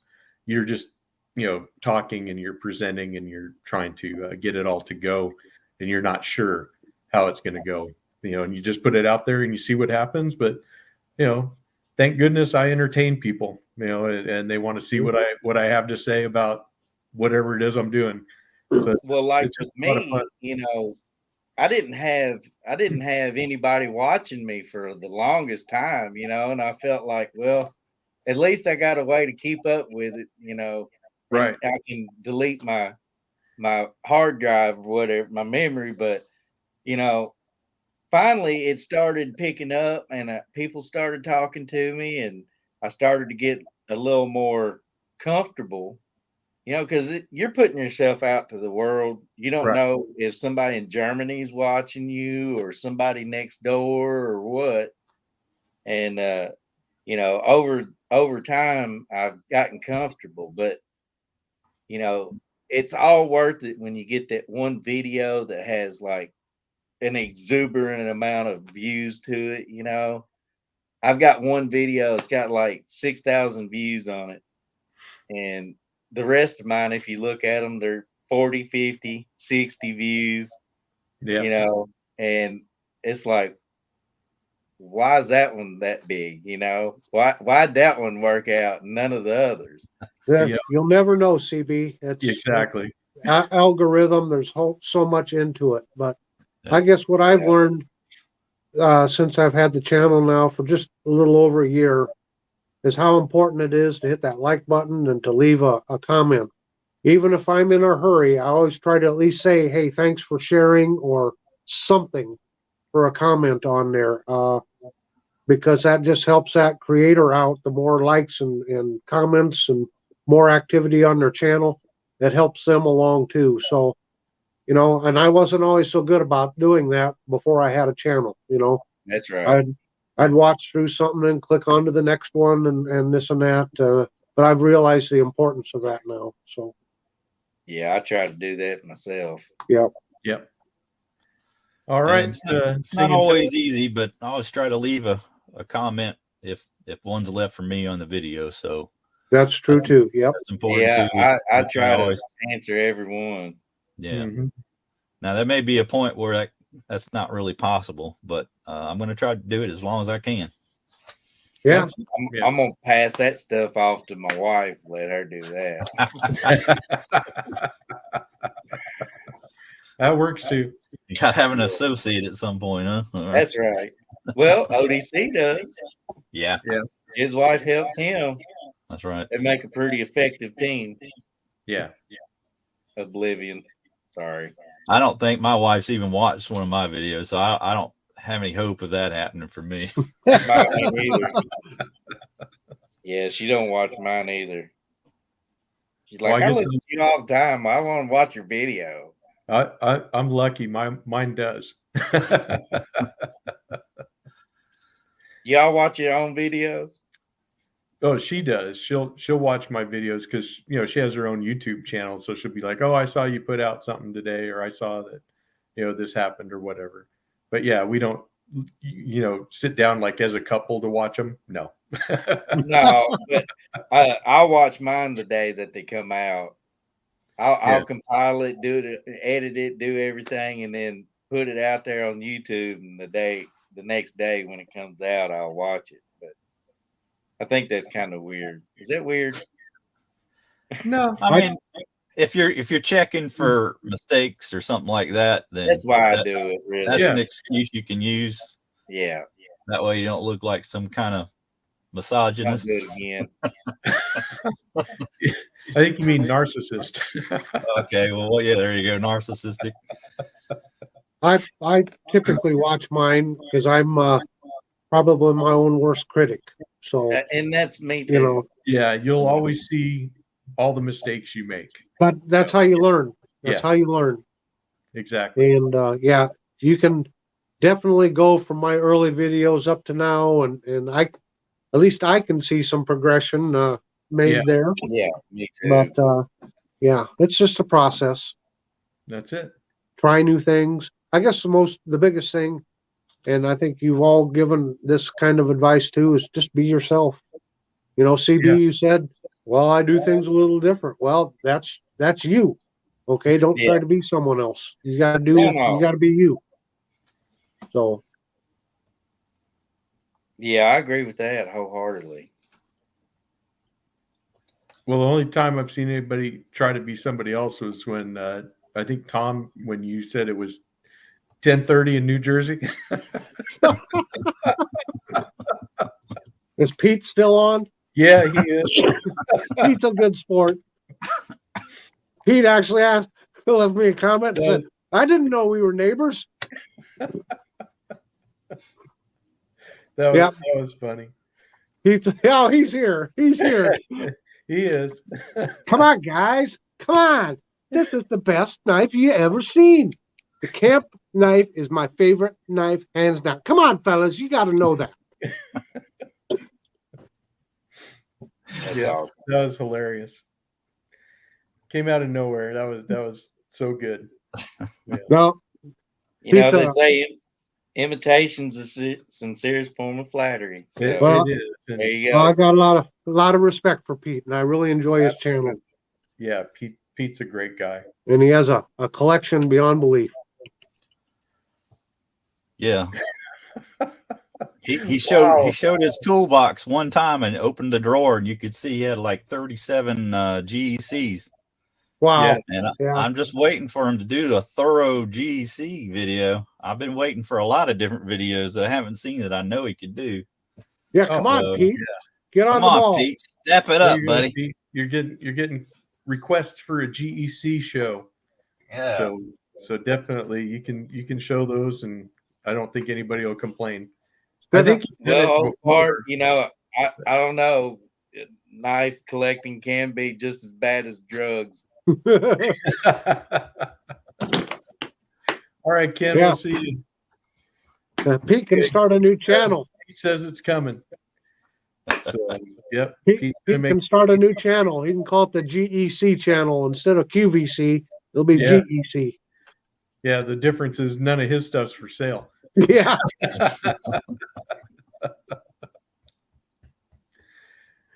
All right, guys. I think we probably beat this stuff to death. What do you say? We about ready to I think so. get on out of here? Yep. Anybody else got anything they want to throw in last minute? I just want to say thanks again to everybody, to the viewers, and you, RJ, John, CB. Hey, it's been a lot of fun. It has been. Thank you, Tom. Thank you, CB. Thank you, John. I always have a good time. Oh, yeah. Yeah, we Just do. want to, give praise to RJ for bringing me on again. And Absolutely. it's just a lot of fun showing off the knives. And this one was a little more difficult topic because I didn't quite understand what it was going to be ahead of time, but it all worked out. So hopefully this was useful to people that are looking for some gifts. And yeah, just thank you, RJ, for bringing us on and having another little RJ's Live. Yep, another little get together. So, all right. Well, then I guess we'll go ahead and end it here. Thank you to everybody that showed up in the chat. You guys have a great week, and we will see y'all later. Take it easy. Thanks, everybody. Appreciate it. All right, we'll see y'all in the next one.